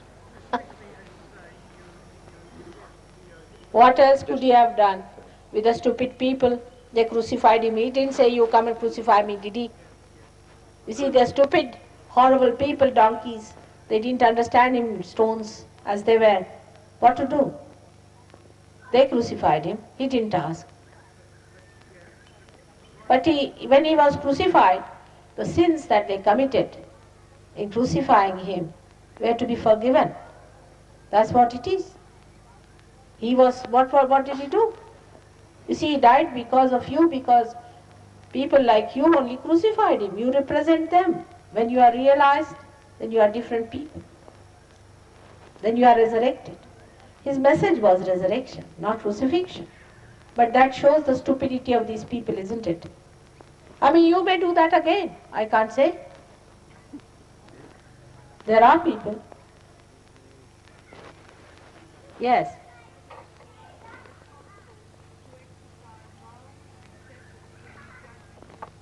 Can you pour for me some water?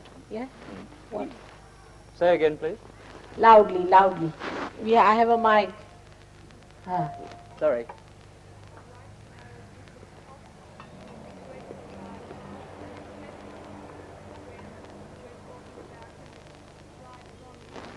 Is it possible to exercise love and acceptance when, as she says, you're judging people as to whether they're right or wrong? We're using vibrations. We're using vibrations. I'm not judging, you are judging. Because when you get your vibrations, you start judging yourself. You see, I'm not judging. It's only your own judgment. It's your own judgment. Are you getting your cool breeze in the hand? No? Then let it happen. I'm not judging you. It's you are judging it yourself. Alright? Then you will know yourself. Just now you are judging that you are not getting vibrations. Is it true that Indira Gandhi is worshipped as a goddess? Oh, don't. That's all political stunts. That's useless. That's You useless. see, Indian people are like that. Yes. I'm not satisfied with the answer to the lady's question, and I don't think the question was relayed accurately to you. What did she say? What she was asking is, can you express love with people who ask you? Ask me. No. Can you exercise love Huh. right, when you are talking about or to people who ask you and people who don't understand? Is that what you mean? That's Is that what you meant? Is that right? You are confused, you come here.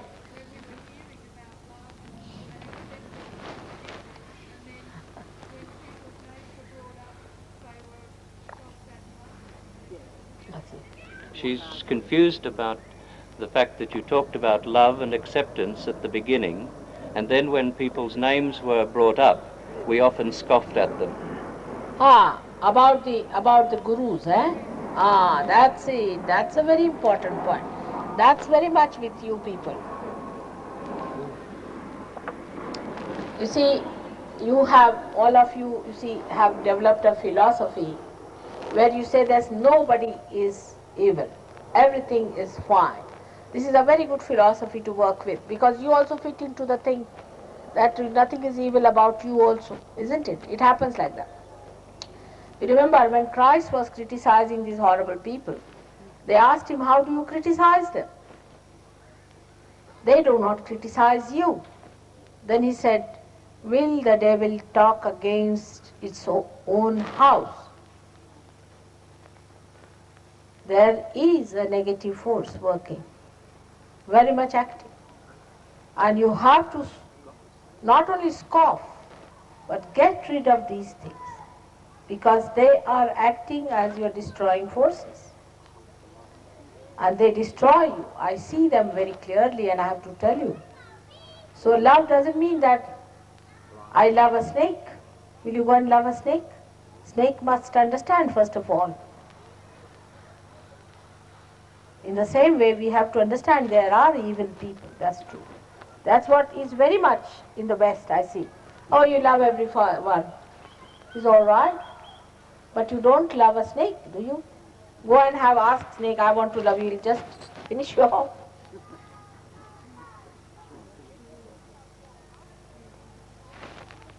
So many of you are harmed so much by these people, and I have to cure you. Don't know, I have to go through such a lot of work to cure you when you are affected by these people. You don't know how much I work. Morning till evening. This morning I started 6 o'clock. Till I came here, just 10 minutes I got to change my sari and I was here. These are affected by other gurus and things and I have to take it out. I know what harm they have done to you. You have no idea. Mother, I want to know, what are your objections to chanting, singing the Holy Scriptures? What are your objections to chanting and singing the Holy Scriptures? Not at all. Who told you I am? I have none. But you must understand that without understanding what chanting is needed, it's like a medicine. Chanting is a mantra. Mantra means a thing that acts as a sound to correct a particular thing within you. Alright? It's, you can say, sound therapy it is. Alright? Now you have to know what medicine is needed for which chakra. Also you must know where is the problem with you or with anybody else. I mean, it would be chanting at random means some sort of indiscriminate drinking of all the medicines, you see. Taking all the medicine bottles into your stomachs, emptying them without understanding. We do chant, but we know where to chant what. You see, not indiscriminate just like that. And it's very dangerous because when you go on chanting, say Rama's name or Krishna's name. Now Krishna's name, Krishna is here. If your Kundalini has not reached there up to this point, if you take Krishna's name, it's very, very annoying for Krishna himself, and he recedes, sleeps off, he freezes sometimes.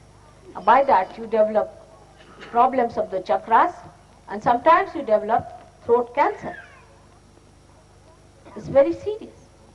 So first you must know where is your Kundalini, where it has gone, where it has stopped. Then you should know what is the problem. Then you must know what exactly the chanting is to be used, alright? And then cure that part. You see, so it's a big science which has to be understood in SahajaYoga. It's not at random. You are suffering from whatever trouble you are suffering from. You must know first of all. See, many people who are Christians catch on Agya, I told you. They do. Because it's unauthorized. Christ, we treat him as if, I don't know what, as some passion fruit hanging in the tree. Do we know who he is? There is a protocol, great protocol. Even Brahma, Vishnu, Mahesh could not reach him. So for us, because we think we are born among Christian families, and because the church has given us a certificate so-called, do you think we are authorized to chant his name all the time and trouble him? And what do we ask? Do we ask for our spirits? Do we ask we give our realization? Do we ask that we are to be born again? No. What do we ask? Something nonsensical.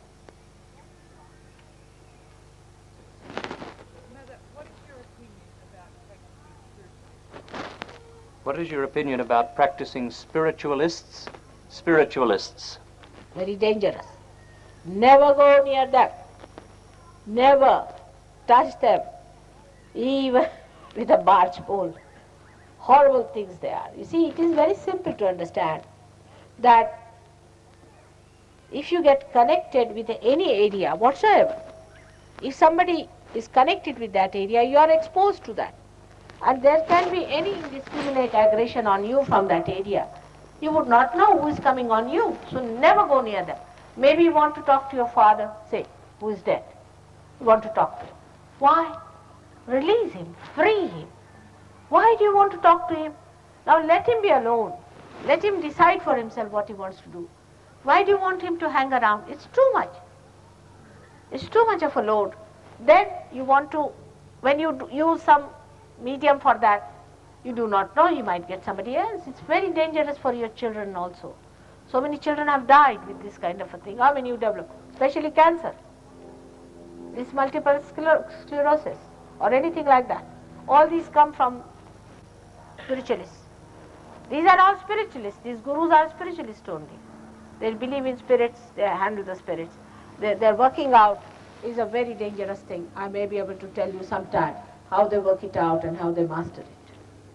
It's very dangerous. They are like vampires. What they call them, vampires?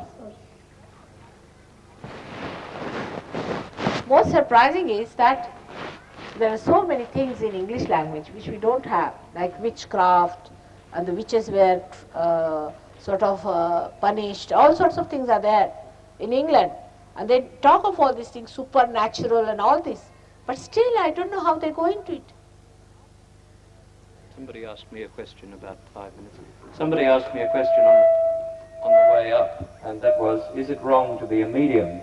And this relates to the previous question, so perhaps you could answer that. Mediumship, Mother? Oh God, I need not tell. It's very, very wrong to play into the hands of the spirits. You are enslaved completely. You don't know what happens to you. Horrible. It creates problems. Absolute. You are an abnormal personality. Never do it. It's sinful. It's sinful.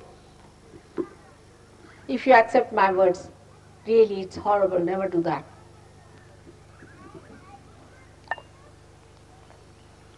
What is the difference between Western spirituality and Eastern spirituality? What is the difference between Western spirituality and Eastern spirituality? Now the word spirituality means the spiritualist, you mean? No. No. Philosophy. It's just the same. Spirit is just the same. It's universal. There is no difference at all. I do not find any. I'm not talking about the spirit. I'm talking about spirituality. Spirituality means the spirit. That is the Atma. You mean the spirit. That is the Atma. The one. I'm talking, I think, more about the quest towards the spirit. The search for the spirit. Search is just the same. But Indians, you see, now, modern Indians are sort of developing, you see. They have to go to that height to see where you have landed yourselves. See, they can short circuit. They can short circuit if they want. But if they want, they may have to go to various types of problems you had with affluence, and they may come back. But it's better to short circuit it, I tell them. While yours is a problem so easy, because you have discovered now that matter is not sufficient. Matter doesn't give us joy. No use running after matter. But still some of them are running after sex, you see, and all that. They have to finish another circuit. Once they are over with that also, then things would be better. But in all this kind of a quest, you have lost something definitely, no doubt. Going through the matter, going through the sex, and going through the power, all these trips, you see, you have lost something which requires correction. While Indians, if they understand with their wisdom that better short circuit is, need not go into plastics and nylons. You see, I have to carry nylon saris from England for Indians. Well, they have got silks, they want to wear nylon. So this is the difference in the basic development. But Indians, if they take to SahajaYoga, they are very good and easy. Especially Indian villagers are excellent. They don't understand all this. They have no mental problems, you see. I don't have to discuss with them all these things. They have not gone into all this nonsense. So they suddenly become beautiful fruits, that's all. So this is a difference of little degrees, I would say, that you have gone to the other extreme and they still have to move to that extreme, or they may finish off and we can achieve results. But your quest is much ardent, very sincere and true. One more thing I always felt, and today also I feel, that really some great souls are born in the West. That's why this is such a sincere desire. They are very sincere people in their desire. Indians, first they come to me for curing, if not for curing, for getting children, if not for that, for jobs, for money, all sorts of things they come up. Or they'll say, my mother is sick, my father is sick, my brother is this, all this goes on. But I have met many, many seekers in the West who just want realization. Very beautiful people, no doubt. But you have lost something in your seeking, no doubt. Doesn't matter. Kundalini is that ardent desire within you which works it out. Excuse me. It seems to me that the simpler life we lead, the much easier it is on us. We have what we call free speech, and the more that we think and the more we read, the more confused we become, and that's where our sicknesses and illnesses come from. I agree. That's what. It seems as though the simpler the life we lead, the better we are. We get away from thinking and so on. It's a good idea of simplicity, but you must understand that also very clearly, because we had somebody who was a hippie, I should say. He was a real hippie, such big grown, he'd have grown hair up to this much and all that. He came to me and scarcely wearing anything in that horrible English cold, you see. I said, now what are you doing to yourself? Why don't you clad yourself properly into proper clothes and better cover yourself? And I was really, didn't understand it. So I said, you are not living in Africa. Why are you dressed up like this? It's like a primitive dress. He said, I want to be primitive. I said, you cannot be by dressing up. Your brain is so overdeveloped. How can you be primitive? You see, by dressing up something, do you become that? I mean, it's just a drama. You are playing with yourself. You do not become primitive. This is the point, is that. And then the problem is the brain is thinking the same way, at the same rate, and everything the same, only by changing. It's a thing that's not good. Because you should accept as you are. Why to do something like that? But simpler life means this way. Excuse me, sorry. That's more of an extreme, isn't it? That's another extreme. But you see, too much of formality, like having a tail coat, or wearing a, what's that called, is morning dress, grey suit, and then having a particular type of a glass for a thing, and all that nonsense, you see, you better finish off. That's a bit too much, going too far with it. And also caring for all these small things like matter. That's something that's grown in you. Preservation of horrible things and useless things and all that makes you really. And then to think about everything. Sit down and think how miserable I am. When there is no misery, you just sit down and make miseries by thinking. I don't find anything miserable here. What is there? You see, in India, these people were there. People are so happy, chirping, just like birds, enjoying themselves. They don't have all the things that you have. So, you see, to get out of materialism is a better idea. To say that simpler life means. But you must live beautiful. Beautiful doesn't mean that you should have 10 types of things and all that. But beautifully means you should not be also morbid, stinking, you see, clean and beautiful. You can make beauty out of the soil, anything. With love you can do anything. So, you see, it's all right. I mean, whatever way you dress up or anything makes no difference. That's what I'm trying to say. That it is the inner thing that has to change, not the outward. Again, the SahajaYoga is this, that it changes you inside out. A person who is ever formal in dressing is also not good, and a person who is not at all formal is also not good. You have to be in the center. You have to dress up in a proper way. Now, what's the use having a head which has got all the lices and everything in the head, you see, and it's a problem for you. It is, this body is for your use, not for troubling you in any way. Neither you have a head where you have to every day go to a hairdresser, that's also a bit too much. You see, going from this to that, it's too much. So have a middle course. And dress up as you like. That's not so important, dressing up. But certain decencies of dressing up should be necessary. Sometimes people dress up in such a manner, it's a headache to look at these people. Whatever suits you, which is decent, dignified, you dress up. What is there? Some people it looks nice to have beard, some it doesn't look nice. It's all right. I mean, there's no force on such things. But it helps. Sometimes I've seen. This is also another thing. I've seen some people who are dressing up like something. You see, they come to my house. I find they have spirits. They tell me, Mother, in your presence we are all right. Once we go out, again we get puzzled. I said, all right, you shave off. Come along. Let us see. You change your dress. Sometimes I used to give them my husband's clothes to dress up, or my shawl. I said, you wear this shawl. And you see, these bhoots are human beings. So they get lost. They get confused. I said, you confuse them. By your changing your dress, it works sometimes. So we have to play around with them sometimes if you are possessed. It helps. But if you are dressed like a bhoot yourself, you see, then it's funny, isn't it?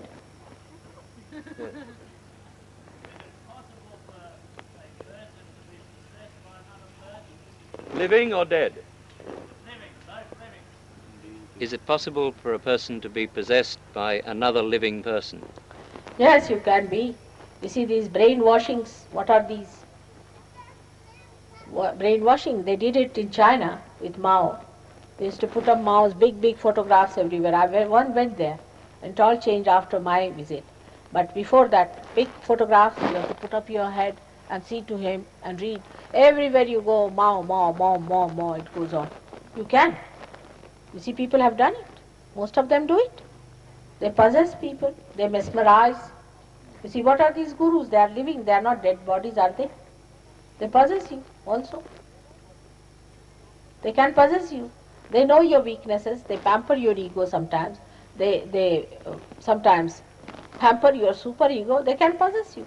So they can possess you very much more than the dead spirits can. And very difficult to get rid of such possessions. Because you accept them, you identify yourself with them, is a difficult task. It's true. They can.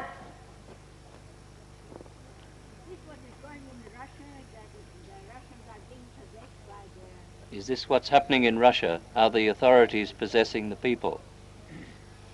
It's everywhere, I think.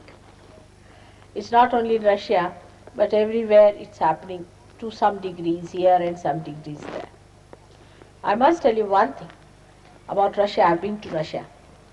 That Lenin was a realized soul. I must confess he was a realized soul, though he got deviated and all. You see, the authorities are funny, no doubt. But the people are very innocent, They are kept out of all mischiefs. Somehow, thanks, only a few are horrible. But on the whole, it has not spread to everyone.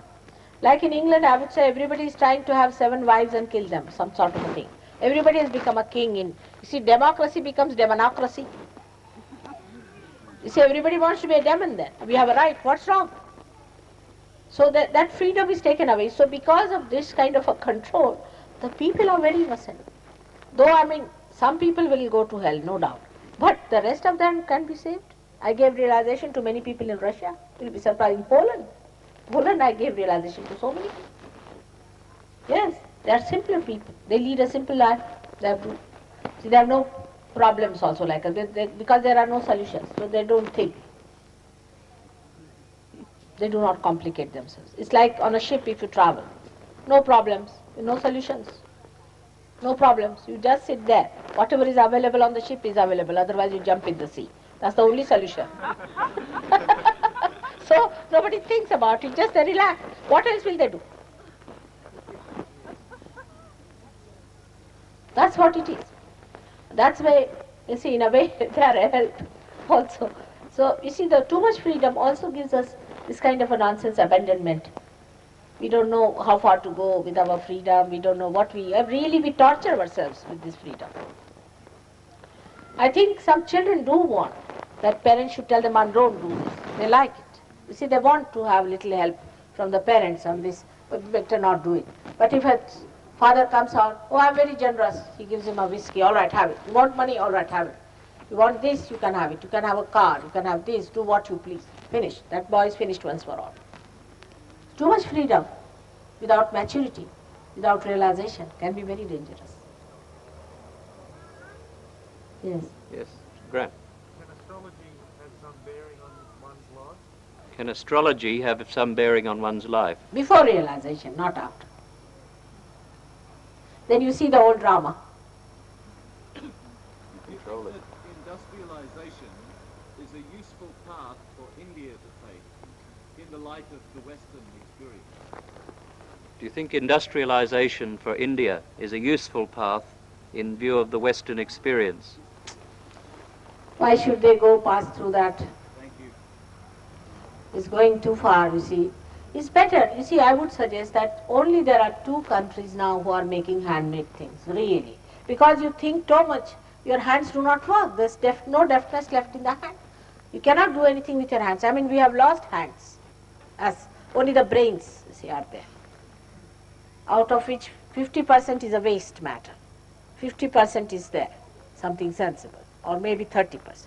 So the people who are working with their hands, let them work with their hands. Why do you want to have all of them people doing things with the machine? Now you need things with the hands, let them make for you the things with the hands, and you give them nylons and they'll give you cottons. What's wrong with that? You export some nylons from here and they'll send you some nice cottons that you like. Instead, there's no need to industrialize them to that extent. You see, to some extent is all right, but not to that extent. We must understand where you have landed. It won't be industrialized. By temperament, they cannot. It's not easy. India is a big country like an elephant, you see. Something happens to its tail, it just brushes aside. Then something comes towards the trunk, it brushes aside. It's not easy. It moves in its own dignity, in its own pace. Rather difficult. Thank you. Yes. A minute ago you said some people will go to hell, no doubt. How do you mean that? What is hell? How do you see it? You said some people will go to hell, no doubt. But what do you mean by the fact that they will go to hell? I don't want to talk about that nonsense. You can read Mr. William Blake. He will tell you. It's horrible. I talk of horrible things at such a beautiful time, isn't it? You can read William Blake. He's the one who has brought it out very clearly in English language. What's it? Yeah. In light of the fact that this year is the year of the disabled person, I'd like to know your opinion, or hear your opinion, on the role of the disabled person, in particular, the severely mentally retarded person. Are you from UN? Are you working in the UN? No, I'm not. Because all your questions are coming from the UN side, so I was rather wondering. No, for the retarded, the mentally retarded, disabled people. Some of them may be realized souls who have been attacked by these evil forces whom we do not want to criticize.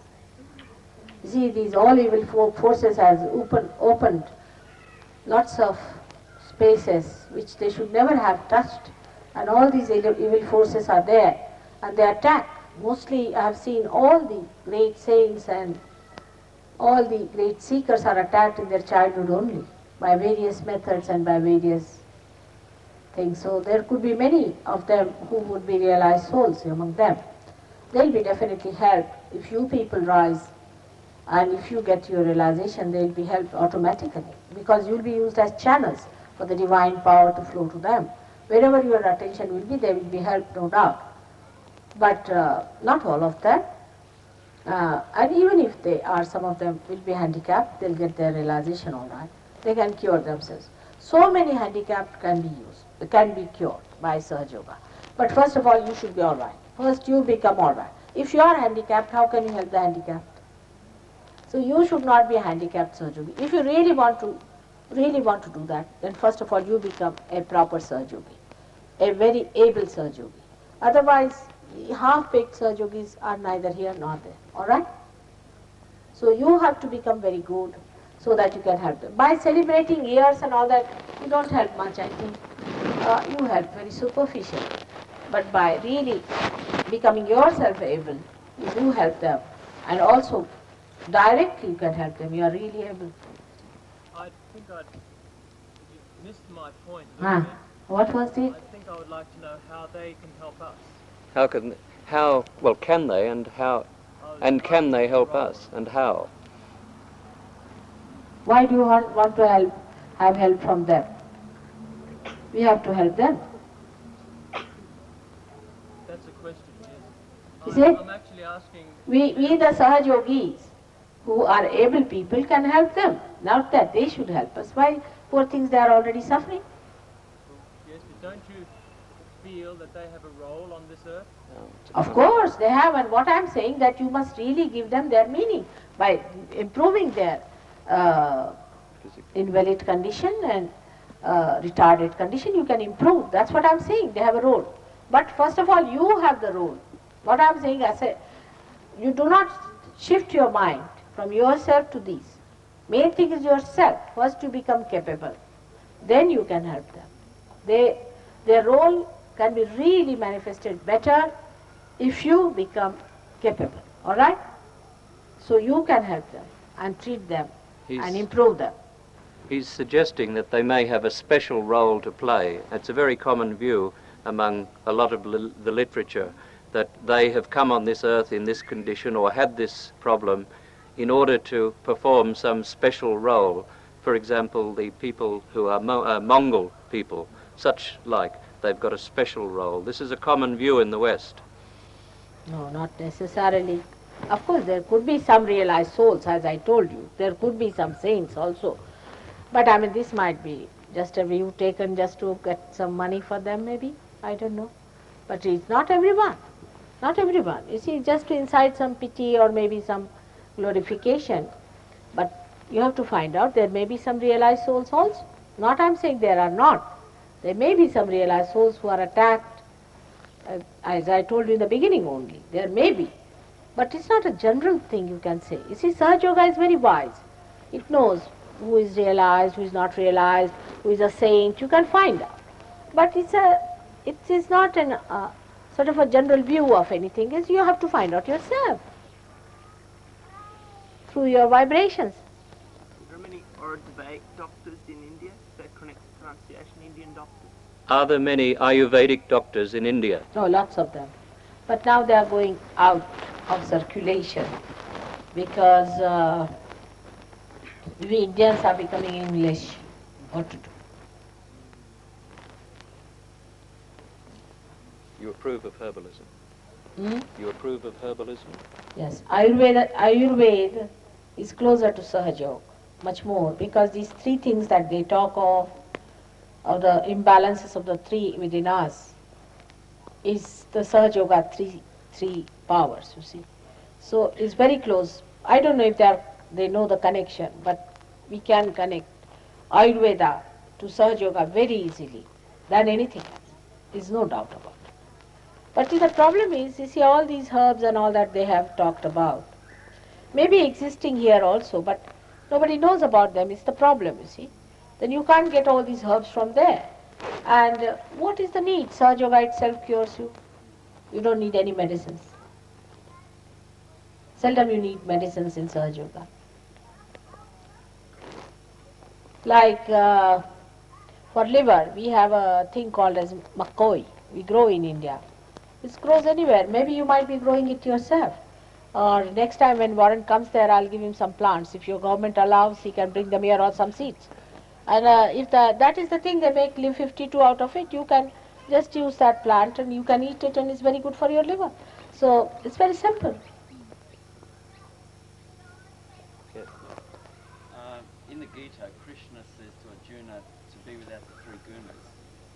In the Gita, Krishna says to Arjuna, you must be without the three gunas. How is it possible to be enlightened, to gain enlightenment if you're not using the sattva? How is it possible to gain enlightenment if you're not using the sattva? Is the Kundalini you use, which is beyond. Kundalini passes through the sattva guna, the center. But it takes you beyond. You go above it. You become gunatit, you transcend. Because you become all that. You see, your desire becomes enlightened. You don't have to desire. It just works. You don't have to act. It acts. It acts for you. And sattva guna is the one where you have to be religious. You have to be in the center, but you remain. Your sattva guna gets enlightened, you don't have to be. You become yourself, the religion. You don't get tempted. You don't have to be. Like my own grandchild, she asked me, grandmother, did you have to learn this stupid subject called moral science? I said, why? It's so stupid. It says, don't steal, don't tell lies. Who does that? Only maybe servants might be doing. Nobody does that. Why should they tell us? I don't like it. And I didn't know really how to explain to them. They said, why tell all these things to us? It is not a good thing to tell, you don't like it. You go beyond. Like, I don't say that you don't drink, all right? I never say that. After realization you find you won't drink yourself. Because that religion is enlightenment. Don't smoke after that. Get smoking absolutely to the minimum and just forget it. Because that religion is born within you. You do not like it. Your likes and dislikes change, your priorities change.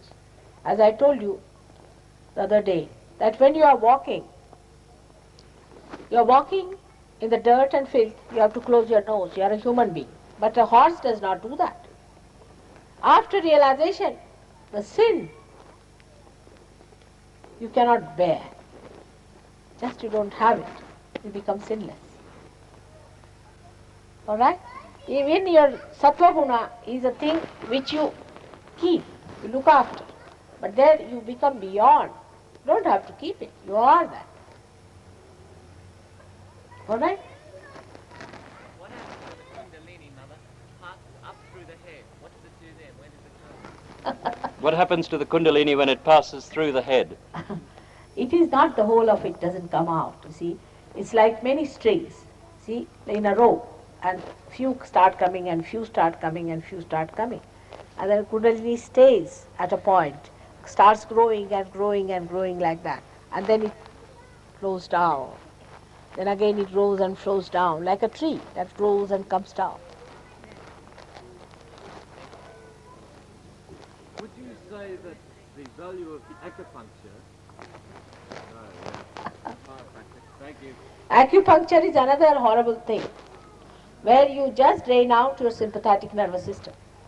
You see, you have to work with the parasympathetic, which is the source, not with the sympathetic. They look after the sympathetic.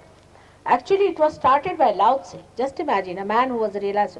You see, everything going into waste, as I told you. He talked of acupuncture for people who were realized souls. Lao Tse was such a great realized soul. He was a Zen man. Sort of supporting that sort of a thing. Tao is nothing but Tao is the same. Now you have to become, he said, 100 times he said you have to become and become and become, he said. Even Martin Luther said the same thing. See, but what are the Protestants like now? What about the Christians who are Catholics now? Everything just the same mess. So these people just understood that you have to put a pin in between. But unless and until there is the parasympathetic in connection, what's the use, you see? So the whole thing is reversal. On the contrary, if you have gone to acupuncture, it's a difficult task. Horrible.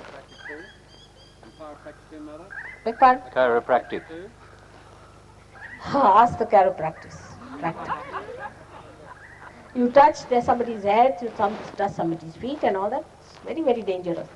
You don't know how to protect yourself. None of these doctors know how to protect themselves. The psychologists are worst of all.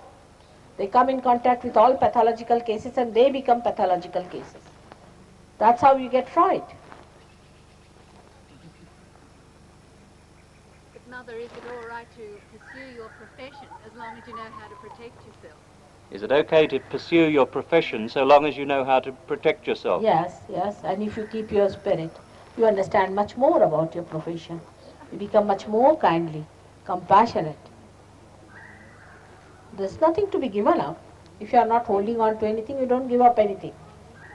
You see, every profession, everything is for delivering Sahaja. Even your television is, your camera is. Camera takes my photograph, multiplies me into so many.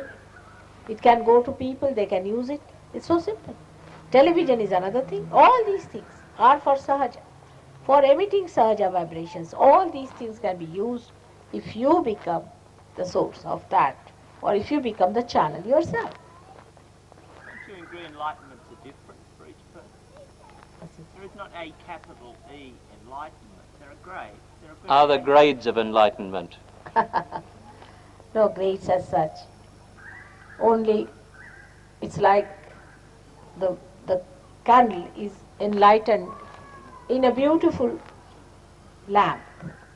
Now, depends on if the lamp is very dirty, then it's not so clear cut, all right? When the lamp is cleaned out, then it is better. The light is better. It's like that. There's no gradation. The spirit is the same in everyone. Only in some people it shines better.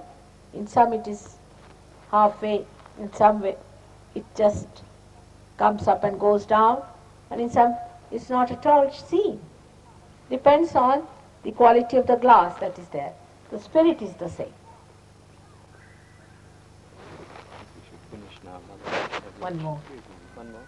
What you're really saying that until you become enlightened, there is really no need for these questions because they don't really mean anything. And after you've become enlightened, you don't have to ask the questions anyway because you know them. You are reaching that stage now, I think. Reaching that stage. You should reach that stage where you just become. Just really reach that stage of becoming is a very good idea. Should all ask for that. Ask for that and get it. That's what you have been seeking all these days, and you should have it. Just like Sermon on the Mount, I feel. You're all sitting down here, but that sermon really was never understood.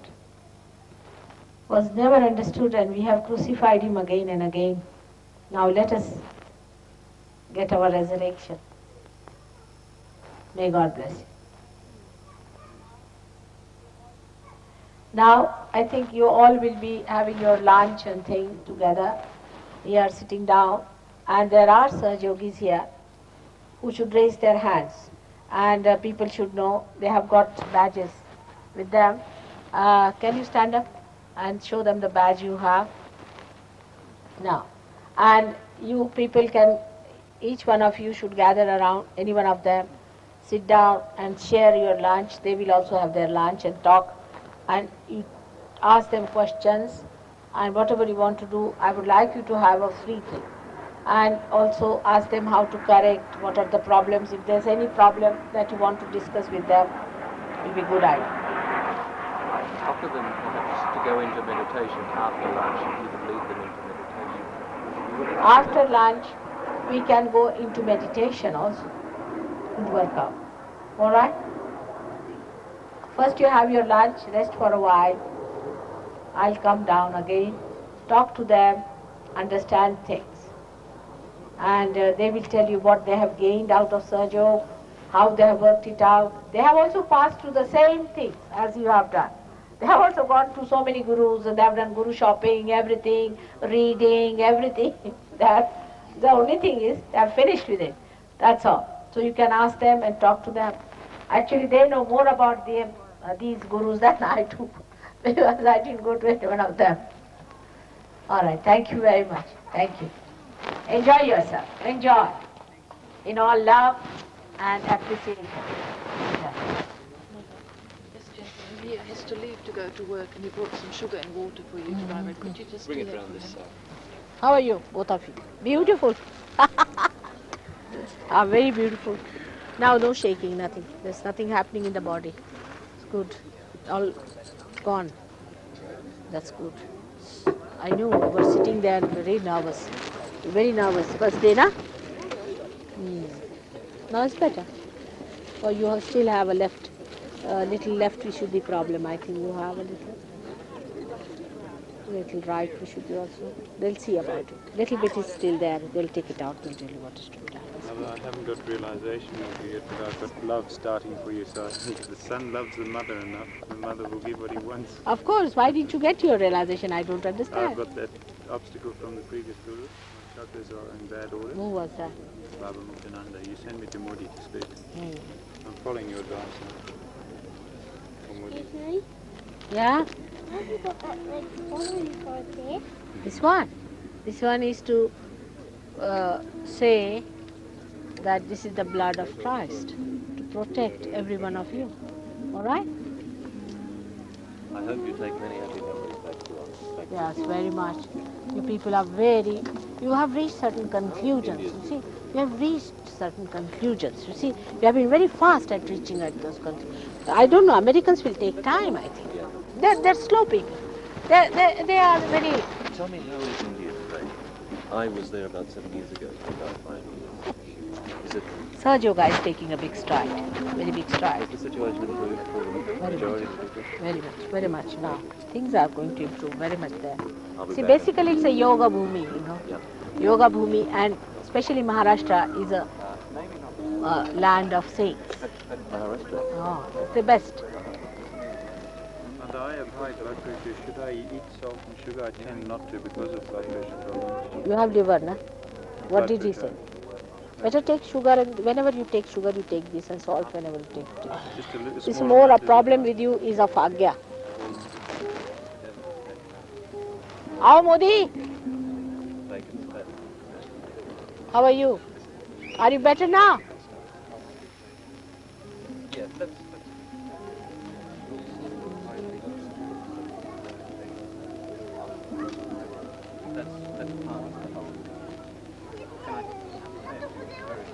I will show you. Where is my purse? Just ask him to give some coin. Are you all right? Let's say we let Mother go and have lunch, and then she'll be down in about half an hour or so. All right? It will be better. Now, I have to go for work.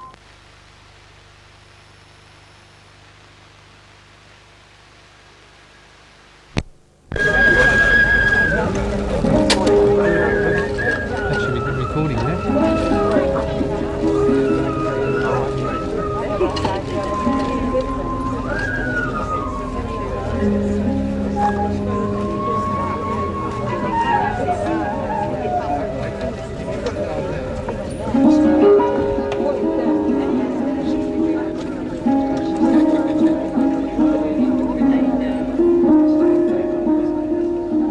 Excuse me, sir.